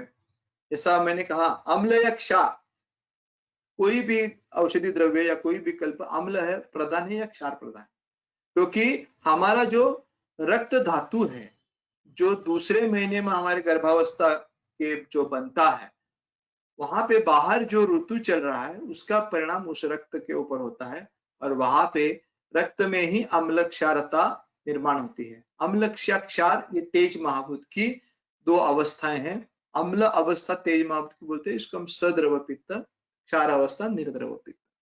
तो फलद्रिकादि क्षार प्रधान है। उदर परीक्षण यानी कि कौन से उदर परीक्षण के हमारे जो ये है फाइंडिंग्स है उसमें हम फलद्रिकादि यूज कर सकते हैं। यकृत अगर अल्प पीड़ना सत्व है या उसके घन या पार्थिव आधार है तो फलद्रिकादि देते हैं। आमाशय ग्रहणी बृहदांत्र में हमें अवरोधात्मक संप्राप्ति दिखाई देते हैं तो हमको देते हैं। हेतु परंपरा, कारण हेतु जो है ना ये पांचभौतिक में सबसे इंपॉर्टेंट और कारण परा माने जाते हैं। पृथ्वी आप प्रधान हेतु है, कामला का इतिहास पेशेंट कह रहा है तो उसमें फल गुगुल या फल काढ़ा हम देते हैं। और जो महास्रोतस के व्याधि इसमें सबसे ज्यादा हम फलद्रिकादि यूज करते हैं वो है अग्निमांद्य, आधमान, अनाह, अम्लपित्त और मलविबंध, इसमें हम यूज करते हैं। पाचन, इसमें बिल्व, शुंठी, मुस्ता, अतिविष, कुटच, ये 5 औषधि है। ये दातार शास्त्री जी का फॉर्मुलेशन है और इसमें ये तिक्त कटु, उष्ण कटु ऐसा कल्प है। क्षार प्रधान है। यकृत और उभय वृक्क इनमें अल्प पीड़ना सत्व, क्योंकि पाचन योग ज्यादा बृहदांत्र के ऊपर काम, और बृहदांत्र में जो शोथ वगैरह रहता है या उसमें पेरिस्टाल्टिक मूवमेंट्स ज्यादा रहती है या वहां पे जो अभ्यंतर शोथ रहता है उसका जो दिग्दर्शन है वो हमें उभय वृक्क के स्थान पर जब हम पीड़ना सत्व करते हैं तब हमको मिलता है। और ये यकृत के ऊपर घननाद है तो हमें दिखाई देते हैं। आमाशय ग्रहणी बृहदांत्र इनके जो व्याधि है इनके ऊपर हम पाचन योग का उपयोग कर सकते हैं। पृथ्वी आप प्रधान, विरुद्ध द्रव, शीत, आहार, ऐसी हेतु परंपरा में मिलती है तो पाचन योग यूज होता है। अग्निमांद्य, अतिसार, प्रवाहिका ग्रहणी, अतिसार प्रवाहिका ग्रहणी ये तीनों अवस्थाओं में पाचन योग यूज हो सकता है। उसी तरह से लघु सूचकर भी यूज हो सकता है। लेकिन इसमें इंपॉर्टेंट ये है कि मुस्ता और अतिविष ये जो 2 घटक है, ये 2 घटक जो है वो मुस्ता जो है उसमें एक द्रवता, क्योंकि पानी में तैयार होने वाला है, और अतिविष जो है वो अतिविष ये बहुत ही बहुत अच्छी दवा है जब खास करके हम ये बालकों में हम अतिसार प्रवाहिका का ये देखते हैं तो ये इंपॉर्टेंट है। अग्निमांद्य, अतिसार प्रवाहिका ग्रहण इसमें हम दे सकते हैं। दूसरा है वरांग कक्षा, ये पांचवतिक का एक सबसे इंपॉर्टेंट मेडिसिन है, जो दातार शास्त्री जी ने खुद उसके बनाने की विधि दातार शास्त्री जी ने खोज निकाले। पिडिंगम चित्रकम शुंठी सग्रताम सेंदम वचाम दग्ध्वा कपाले पयसम गुल्म प्लिहापहम पिबेत। लिहोदर चिकित्सा में आचार्य चरक ने इसका उल्लेख किया है। आचार्य चक्रपाणी ने अपनी टीका में उसके निर्माण के लिए कुछ नहीं कहा है, लेकिन आचार्य गंगाधर ने उनकी जो जल्पकल्प तरु टीका है उसमें उन्होंने एक जो है विधि ये वरांगक क्षार बनाने की उन्होंने कही है। दातार शास्त्री जी ने उसको वरांगक नाम दिया है, ये गुरु जी का दिया है। और क्षार मतलब क्षार तरह से क्षार की पद्धति से ये दही बनती है, ये आभ्यंतर अंतर्धूम मशी की पद्धति से बनती है। ये दवाई जो कृष्ण वर्ण की होती है, माने उतना अग्नि उसको अच्छी तरह से देना पड़ता है कि वो क्षार अवस्था तक जाके चारकोल होके वो मशी होके वो उसको थमना चाहिए। अगर अग्नि ज्यादा होता है तो उसका भस्म तैयार हो जाता है। तो ये बनाने में एक बहुत आनंददायी प्रकार है और इसमें कटु उष्ण कटु है, क्षार प्रधान है। प्लीहा अल्प पीड़ना सत्व और प्लीहा के ऊपर घन या पार्थिव नाद ऐसे होते हैं, तब ये बनता है। अवयव आमाशय ग्रहणी बृहदांतर पे काम करता है। हेतु कारण परंपरा पृथ्वी प्रधान हेतु अध्वय अनायान जल तरण का इतिहास, ये भी अगर हमको मिलता है तो हमें वरांगक देनी पड़ती है, देते हैं हम लोग। लिहा के ऊपर घननाद है तो वरांगक is the drug of choice. अग्निमांद्य गुल्म अनाह अम्ल पित्त मल बंध ग्रहणी, ये इसके इंपॉर्टेंट है। लास्ट में जो है पांचवे जो कल्प है लास्ट मेरा वो है अनुलोमन तेल। इसमें ये इमली सेंधो मूंगफली का तेल और पानी यही इसके इंग्रेडिएंट्स है, यानी कि अम्ल और क्षार का जो सिद्धांत है ये यहाँ पे है। देखिए समान वायु की प्रेरणा से पाचक पित्त जब आहार का पचन करता है तो उसके बाद में सार कीट विभाजन करता है। समान वायु का काम है, देखिए अन्नम गृह्णाति पचति विवेचयति मुंचति। तो जो विवेचयति जो काम है ना, पचन के बाद विवेचन करना, विवेचन किस चीज का, सार और कीट। और मुंचति यानी कि सार भाग को हृदय में पहुंचाना, कीट भाग को आगे गुद मूत्र वृक्क इन तक पहुंचाना, ये समान वायु का काम है। और जो पाचक पित्त है, जो आप अगर देखेंगे तो जो बोधक कफ है वो अम्ल प्रधान है, रंजक पित्त अम्ल प्रधान है, क्लेदक कफ अम्ल प्रधान है, लेकिन पाचक पित्त जो है वो क्षार प्रधान, यानी कि पहले आहार के ऊपर जो अम्ल की जो संस्कार होते हैं उसको पाचक पित्त जब आता है तो वहां पे आने के बाद वहां पे उसको ये होता है कि क्षारता उसमें मिल जाती है और एक समत्व मधुरत्व आ जाता है। और ऐसी स्थिति में हमें जो सार भाग है वो भी अम्ल क्षार समत्व मधुर रस का होता है, और किट्ट भाग भी क्षार अम्ल प्रधान मधुरत्व का ही होता है। देखिए ये एक बहुत छोटा सा पॉइंट है, सटल पॉइंट है, सूक्ष्म, लेकिन ये इसका इंपॉर्टेंस है। और जब ये रुक्षता बढ़ जाती है मल में और पुरुष जब घन हो जाता है, ग्रथित हो जाता है, तब ऐसी अवस्था में ये अम्ल रस का जो काम है मूढ़ वातानुलोमनम, और उसमें सैंधव जो आर्द्रता प्रदान करता है। देखिए कोई भी से जो नमक है वो पानी छोड़ता है, ठीक है, तो वही वहां जहां पे जाता है वहां पे पहले उसको आर्द्र बनाता है। कोई भी क्षार जो है ना पहले उसको चीज को आर्द्र बनाता है, और अगर ज्यादा हुआ तो सुखा देता है। तो ये अनुलोमन तेल है, और कटुरुक्ष सेवन का इतिहास है, अग्निमांद्य अनाह आधमान ये है। और चातुर्थक योग जो लास्ट कल्प है उसमें किरायत गिलोय श्वेत चंदन शुंठी, ये महास्रोतस में कहा काम करेगा। तो महास्रोतस में ये जो है वो सबसे देखिए पित्त प्रधान, खास करके पित्तज अग्निमांद्य, पित्तज अजीर्ण, और खास कर ज्यादा पित्त की श्रवण होना अम्ल पित्त है, या अग्न्याशय जिसको बोलते हैं, जिसको हम अग्न्याशय बोलते हैं, हम पैनक्रियाज से क्लोम से उसको कोरिलेट करने की कोशिश करते हैं। तो यहाँ पे चातुर्थक है। देखिए आग्नेयाशय जो मैंने नीचे लिखा है, दाता शास्त्री जी ने लिखा है कि आग्नेयाशय का काम है कि जब वो पाचक पित्त के बाद जो पचन होता है तो उसके लास्ट में पाचक पित्त के बाद आग्नेयाशय के जो स्राव है वो आते हैं और वो आहार से मिल जाते हैं, और वो आग्नेयाशय जो है वो अम्ल या क्षार जो अवस्था जो चाहिए उसको न्यूट्रलाइज करने के लिए आहार को, वही प्रकार का स्राव आग्नेयाशय से होता है। यह दाता शास्त्री जी का विजन है। देखिए तो इसीलिए आप चातुर्थक योग पैनक्रियाटाइटिस में, पैनक्रियाज के डिसीज में बहुत अच्छा काम करता है। पैनक्रियाटाइटिस के बहुत सारे पेशेंट्स एक्यूट या क्रॉनिक हमने ट्रीट किए हैं पंचभौतिक से, और बहुत अच्छे वंडरफुल रिजल्ट्स आप चातुर्थक से पा सकते हैं। जो अमाइलेज की वैल्यूज होती है वो झट से नीचे आना शुरू हो जाती है। तो ये चातुर्थक ये है, कल्प है, चातुर्थक योग है, जिसको हम मेदोपाचक भी बोलते हैं। मेदोपाचक जो काढ़ा रहता है ना, किरात तिक्ता अमृता मेदोपाचक काढ़ा या मेदोपाचक योग जो मिलता है, उसको आप महासोतुस में भी बहुत अच्छा काम उससे करवा सकते हैं। द्रव अभिसंधि, ये जो सेवन अगर आहार ज्यादा है तो कृमि की भी संप्राप्ति जो है वो ठहरा हुआ द्रवत्व, ठहरा हुआ क्लेदत्व, ये कृमि इसको बोलते हैं, और ये उसमें चातुर्थक सबसे इंपॉर्टेंट ये है। तो धन्यवाद।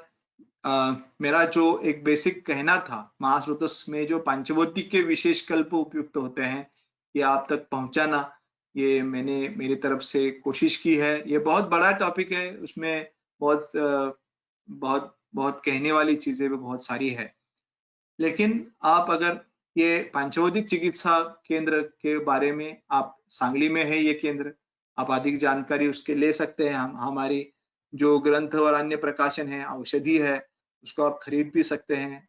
आप ये datarpanchavatik.org पे जाइए। हम एक डिप्लोमा इन पंचभौतिक चिकित्सा चलाते हैं, एक ऑनलाइन कोर्स है, इसकी अभी 11वीं बैच शुरू है। 6 महीने का ऑनलाइन कोर्स है।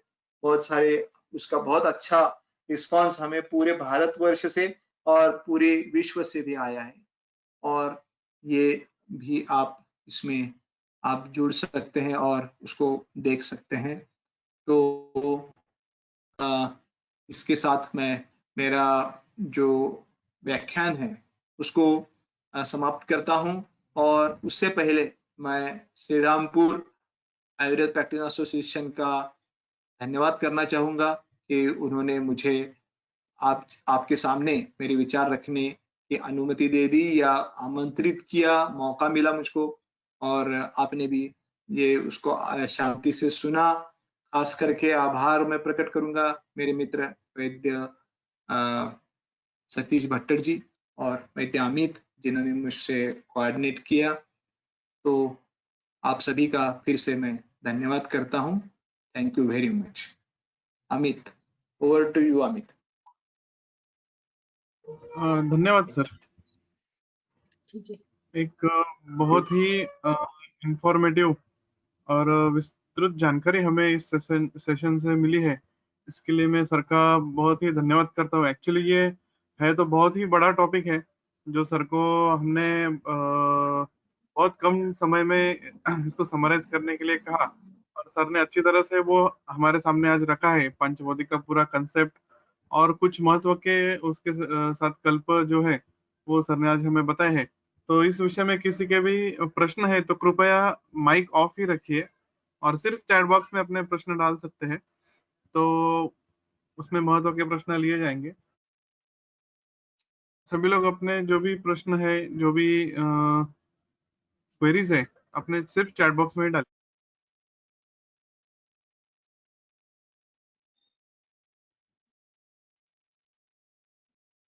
तो क्या मैं देख के बोल सकता हूँ सर अमित जी? ये जो हाँ, नो क्वेश्चंस प्रॉब्लम। मैं देख रहा हूँ, हाँ ठीक है। हाँ, तो हाँ ठीक है, ऐसा ही करेंगे। हाँ तो ओके, तो एक था, हाँ डॉक्टर ज्योति, चातुर्दक योग प्रमेय में भी प्रयोग कर सकते हैं क्या? हाँ कर सकते हैं। मेदोपाचक तो बहुत बड़ा कल्प है, मतलब आपको उसमें स्थूल से लेके सूक्ष्म पचन तक बहुत सारी जगह पे आप उसको यूज कर सकते हैं।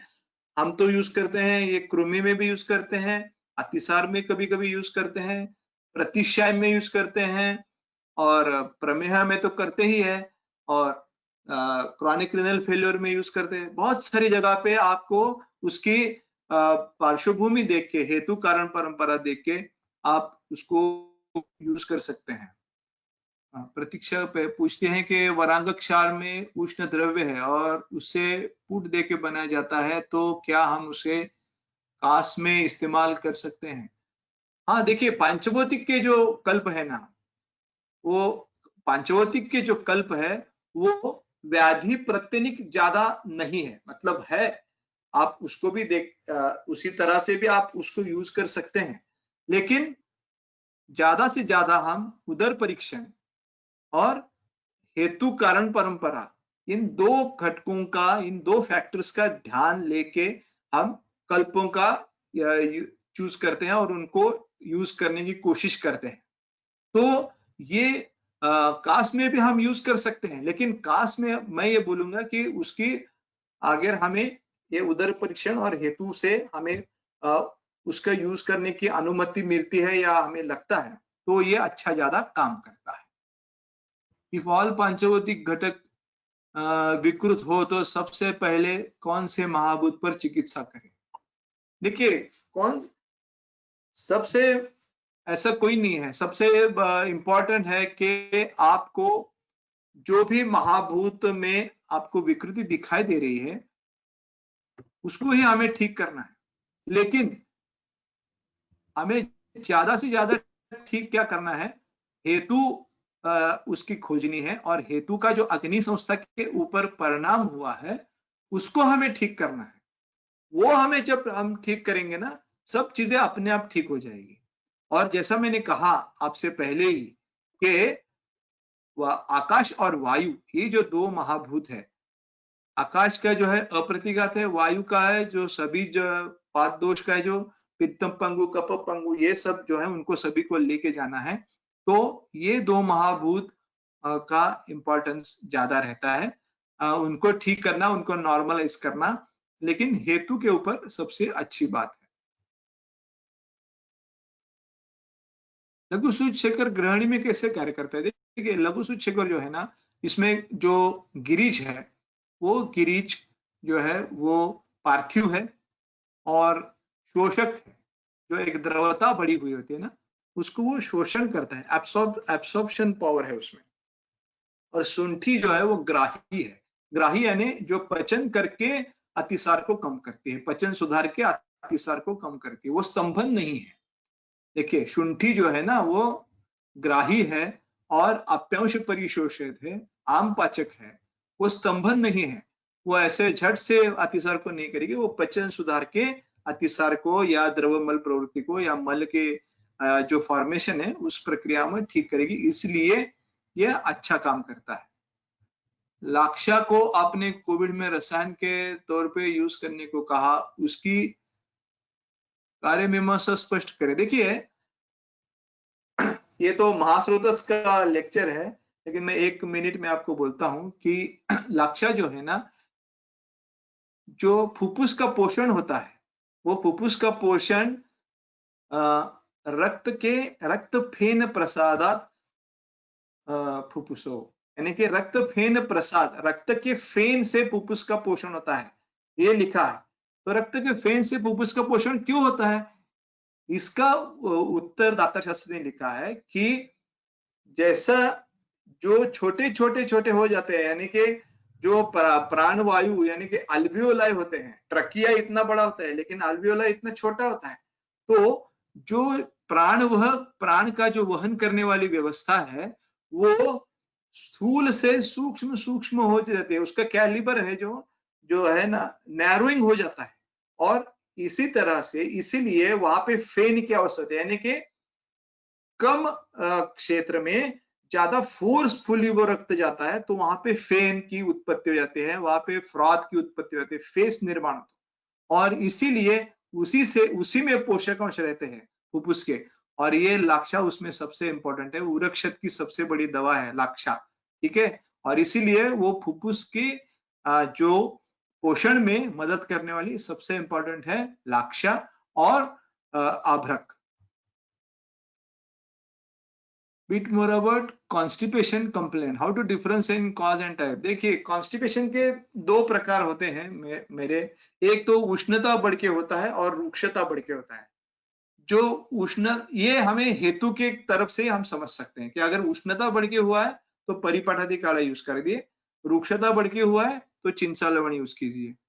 आप उसको देख लीजिए। हाउ टू डिसाइड काल ऑफ औषधि, नहीं ये आप उदर परीक्षण में देख सकते हैं, वायु के प्रकार के ऊपर देख सकते हैं, या जो औषधि काल ग्रंथों में लिखे उसका यूज कर सकते हैं। इंपॉर्टेंस और इफेक्ट ऑफ पंचौतिक चिकित्सा इन त्वचा विकार, ये आज का आई थिंक टॉपिक नहीं है तो इसमें मैं नहीं जाऊंगा, लेकिन बहुत अच्छा इफेक्ट्स हमें पंचभौतिक दवाइयों से, पंचभौतिक कल्पों में अनेक प्रकार की त्वचा विकार में हम मिल सकते हैं।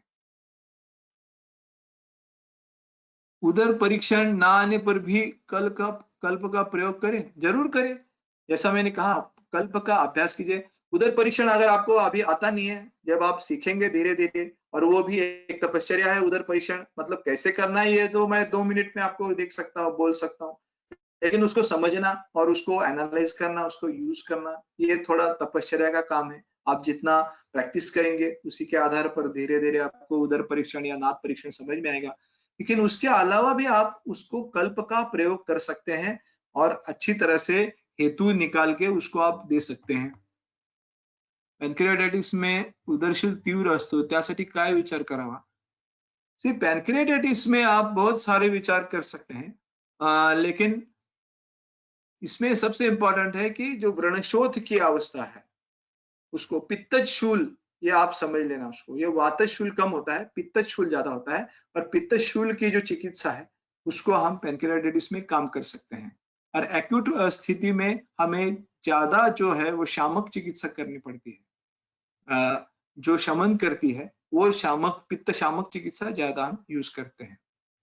उदर शूल में गैस्ट्रिक अल्सर डिफरेंट कैसे ट्रीट करणे, यानी याचे कल्प वेगळे असणार का? नो, अल्सर के कल्प अलग नहीं है। अल्सर का हमारा इंपॉर्टेंट कल्प है गिरीज या दाड़िम भावित गिरीज, उसको खाने के गोंद के साथ हम देते हैं। हाँ, उसको आप डायग्नोसिस करने के लिए आप उसको उसके लक्षण पूछ सकते हैं उसको, या फिर पेशेंट आपके पास गैस्ट्रोस्कोपी करके आया है तो उसको ये कर सकते हैं। पैनक्रियाटाइटिस में पेट फूलता है तो क्या करें? नहीं, पेट फूलता है तो क्या नहीं, हमें जो समान अपान वायु का है ना, अनुलोमन करना है।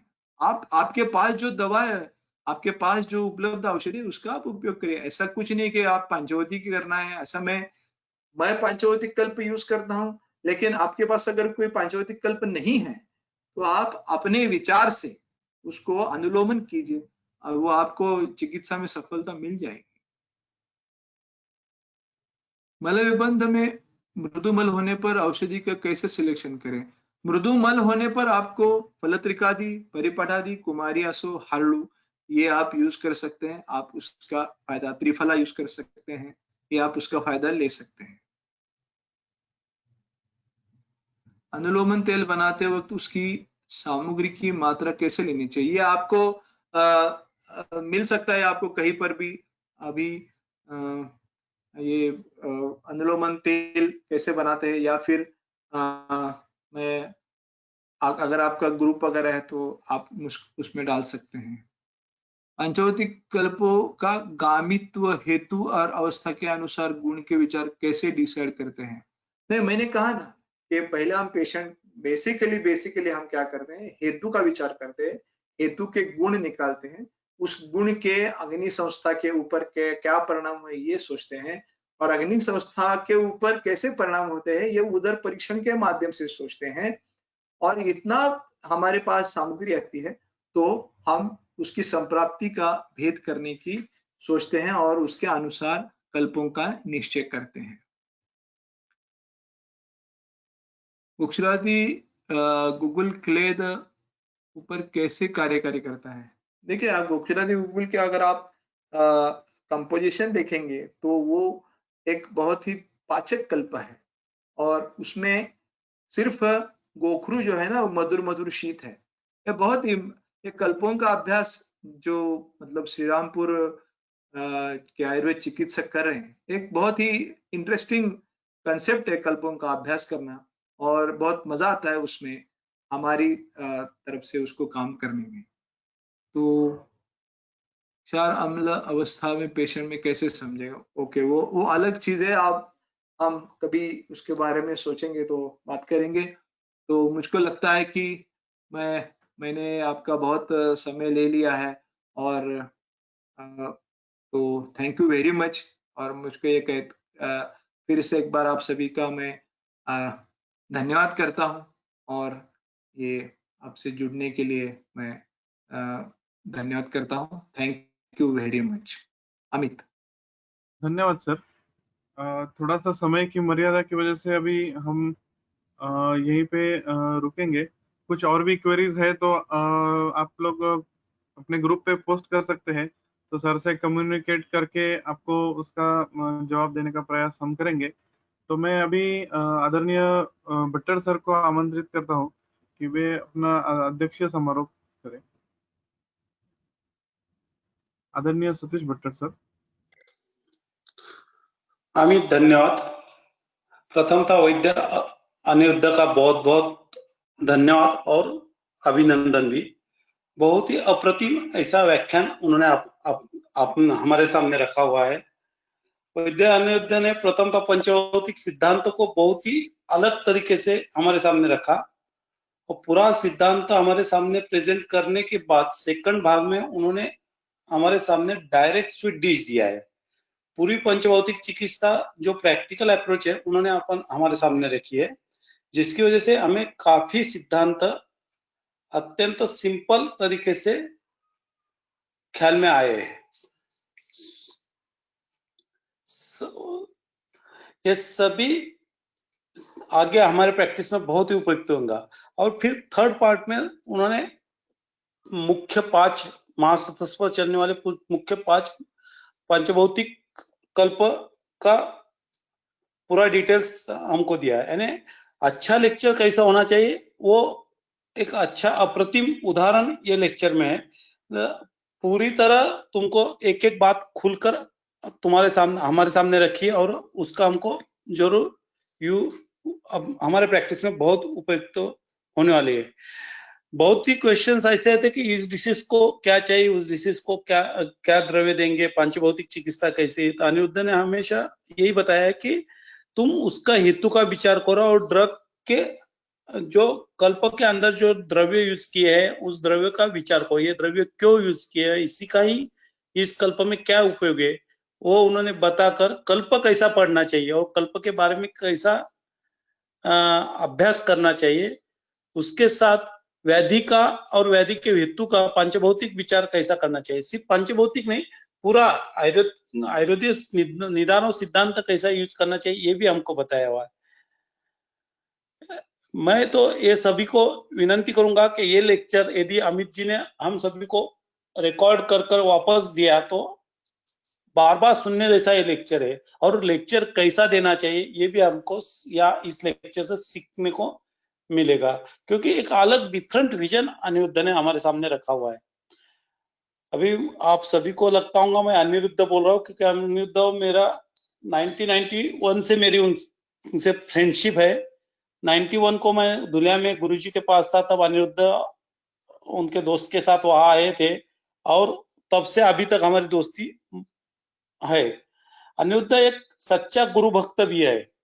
गुरु के प्रति और गुरु ने स्थापन किया संस्था के प्रति कितना डिवोटेड होना चाहिए और डिवोटेड होकर काम करना चाहिए, ये आप लेक्चर के आखिरी में जो स्लाइड देखी उस पर से आपके ख्याल में आएगा, क्योंकि उन्होंने पूरा खुद का कुछ बताया नहीं, गुरु के संस्था का, और जो संस्था में वो सेक्रेटरी है, जो संस्था के लिए उन्होंने खुद को पूरा खुद का समय पूरा दिया, उस संस्था के बारे में उन्होंने बताया है। बहुत लोग अपने खुद के बारे में बताते हैं, लेकिन अनिरुद्ध ने गुरु के प्रति अपनी श्रद्धा कैसी होनी चाहिए और गुरु के प्रति अपना डिवोशन कैसा रहना चाहिए, ये भी छोटी सी बात से हम सभी को सामने रखा हुआ है। सही में आज का लेक्चर बहुत ही बढ़िया हुआ। एक क्वेश्चन का आंसर मैं थोड़ा अलग तरीके से दूंगा। पंचभौतिक का लेक्चर होकर भी एक्यूट पैंक्रेatitis में क्या करना चाहिए, ऐसा एक क्वेश्चन था, तो मैं थोड़ा सा अलग तरीके से कहूंगा। अनिरुद्ध जी की इसके लिए माफी भी मांगूंगा। यदि एक्यूट पैंक्रेatitis ने यदि हमने रक्तमोक्षण किया, लेफ्ट हाथ क्वेटल वेन से यदि रक्तमोक्षण किया, तो जो एक्यूट पेन्स रहते वो तुरंत उसी क्षण कम होते हुए अपने को दिखते हैं। बाद में तुम व्याधि का और संप्राप्ति का विचार कर द्रव्य पंचभौतिक भी दे सकते हैं और कुछ सोच सकते हैं।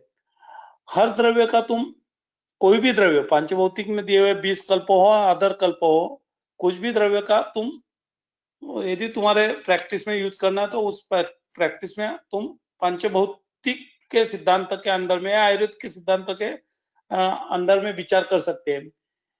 एक बड़े वैद्य होकर गए डॉक्टर वैद्यराज शेंडे शास्त्री, वो हमेशा बोलते थे कि पृथ्वी पर रहने वाली हर द्रव्य, हर कोई भी ड्रग है, कोई भी वस्तु है, वो आयुर्वेद के सिद्धांत पर मापी जाती है। वो द्रव्य औषधि है। तुमने उसका आयुर्वेद के सिद्धांत पर रस विभाग का विचार किया, तो उसके हिसाब से आप त्रिदोष पर वो कैसी काम करेंगी उसका विचार कर सकते हैं।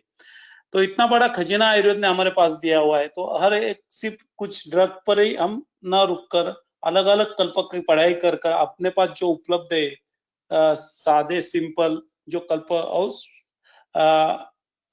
जो प्राइस में कम है, ऐसे कल्प यूज कर तुम तुम्हारी प्रैक्टिस कर सकते हैं। जैसा लघु सूच्यकर एक कल्प है, वो उसका ब्रॉडली तुम तुम्हारे प्रैक्टिस में यूज कर सकते हैं। पाचक योग भी बहुत बढ़िया है। अनुलोमक तेल का जो अनिरुद्ध जी आपने तो अभ्यंतरता बताया हुआ है, लेकिन हमने बस्ती के लिए बहुत यूज किया है। वातज व्याधि में जहां जहां अपन वायु का अवरोध हुआ है, अपन वायु ने गति बदली हुई है, वहां हमने बहुत ही बढ़िया उसका उपयोग किया है और हमको बहुत अच्छे रिजल्ट्स मिले हुए। अनुलोमक तेल के बारे में हमारा पहला जो सेशन था, जो पित्त महास्त्रोतस व्याधि के पहले जो वात व्याधि पर हमने कुछ लेक्चर्स लिए थे, उस पर बहुत ही ज्यादा डिस्कशन हुआ है। तो अनुलोमक तेल जो है चिंचा लवन तेल, वो तुम वात व्याधि पर भी उपयुक्त है, उतना ही वो पित्त विकार पर महास्त्रोतस पर भी उपयुक्त है। ये आपने अभी इसी व्याख्यान से ख्याल में आया है। फिर से एक बार अनिरुद्ध जी का बहुत बहुत धन्यवाद। बहुत ही शॉर्ट नोटिस पर उन्होंने, नोटिस पर भी नहीं, सिर्फ मैंने एक मैसेज डाला, कुछ कारणवश मैं उनसे फोन पर बात नहीं कर सकता था, मैं बिजी था, तो सिर्फ एक मैसेज डाला, उस पर उन्होंने हाँ बोला। आज शाम को यानी 4-5 बजे मैंने उनसे बात की, क्या मेरी गलती हुई है, लेकिन तो भी एक दोस्त के नाते उन्होंने उस गलती को भी अपने पेट में डाला, महास्त्रोतस में डाला, और अपने सामने पंचभौतिक चिकित्सा, पंचभौतिक सिद्धांत और महास्त्रोतस व्याधि का पूरा विवेचन रखा। इसीलिए श्रीरामपुर आयुर्वेद प्रैक्टिशनर एसोसिएशन की तरफ से बहुत बहुत धन्यवाद। फिर से एक बार धन्यवाद। अमित। धन्यवाद सर। और मैं फिर से एक बार जाते जाते वैद्य अनिरुद्ध कुलकर्णी सर का हमारे पूरे टीम की तरफ से धन्यवाद देता हूँ कि आपने समय निकालकर हमें एक बहुत ही बढ़िया मार्गदर्शन और एक रविवार की फीस्ट ही दे दी है।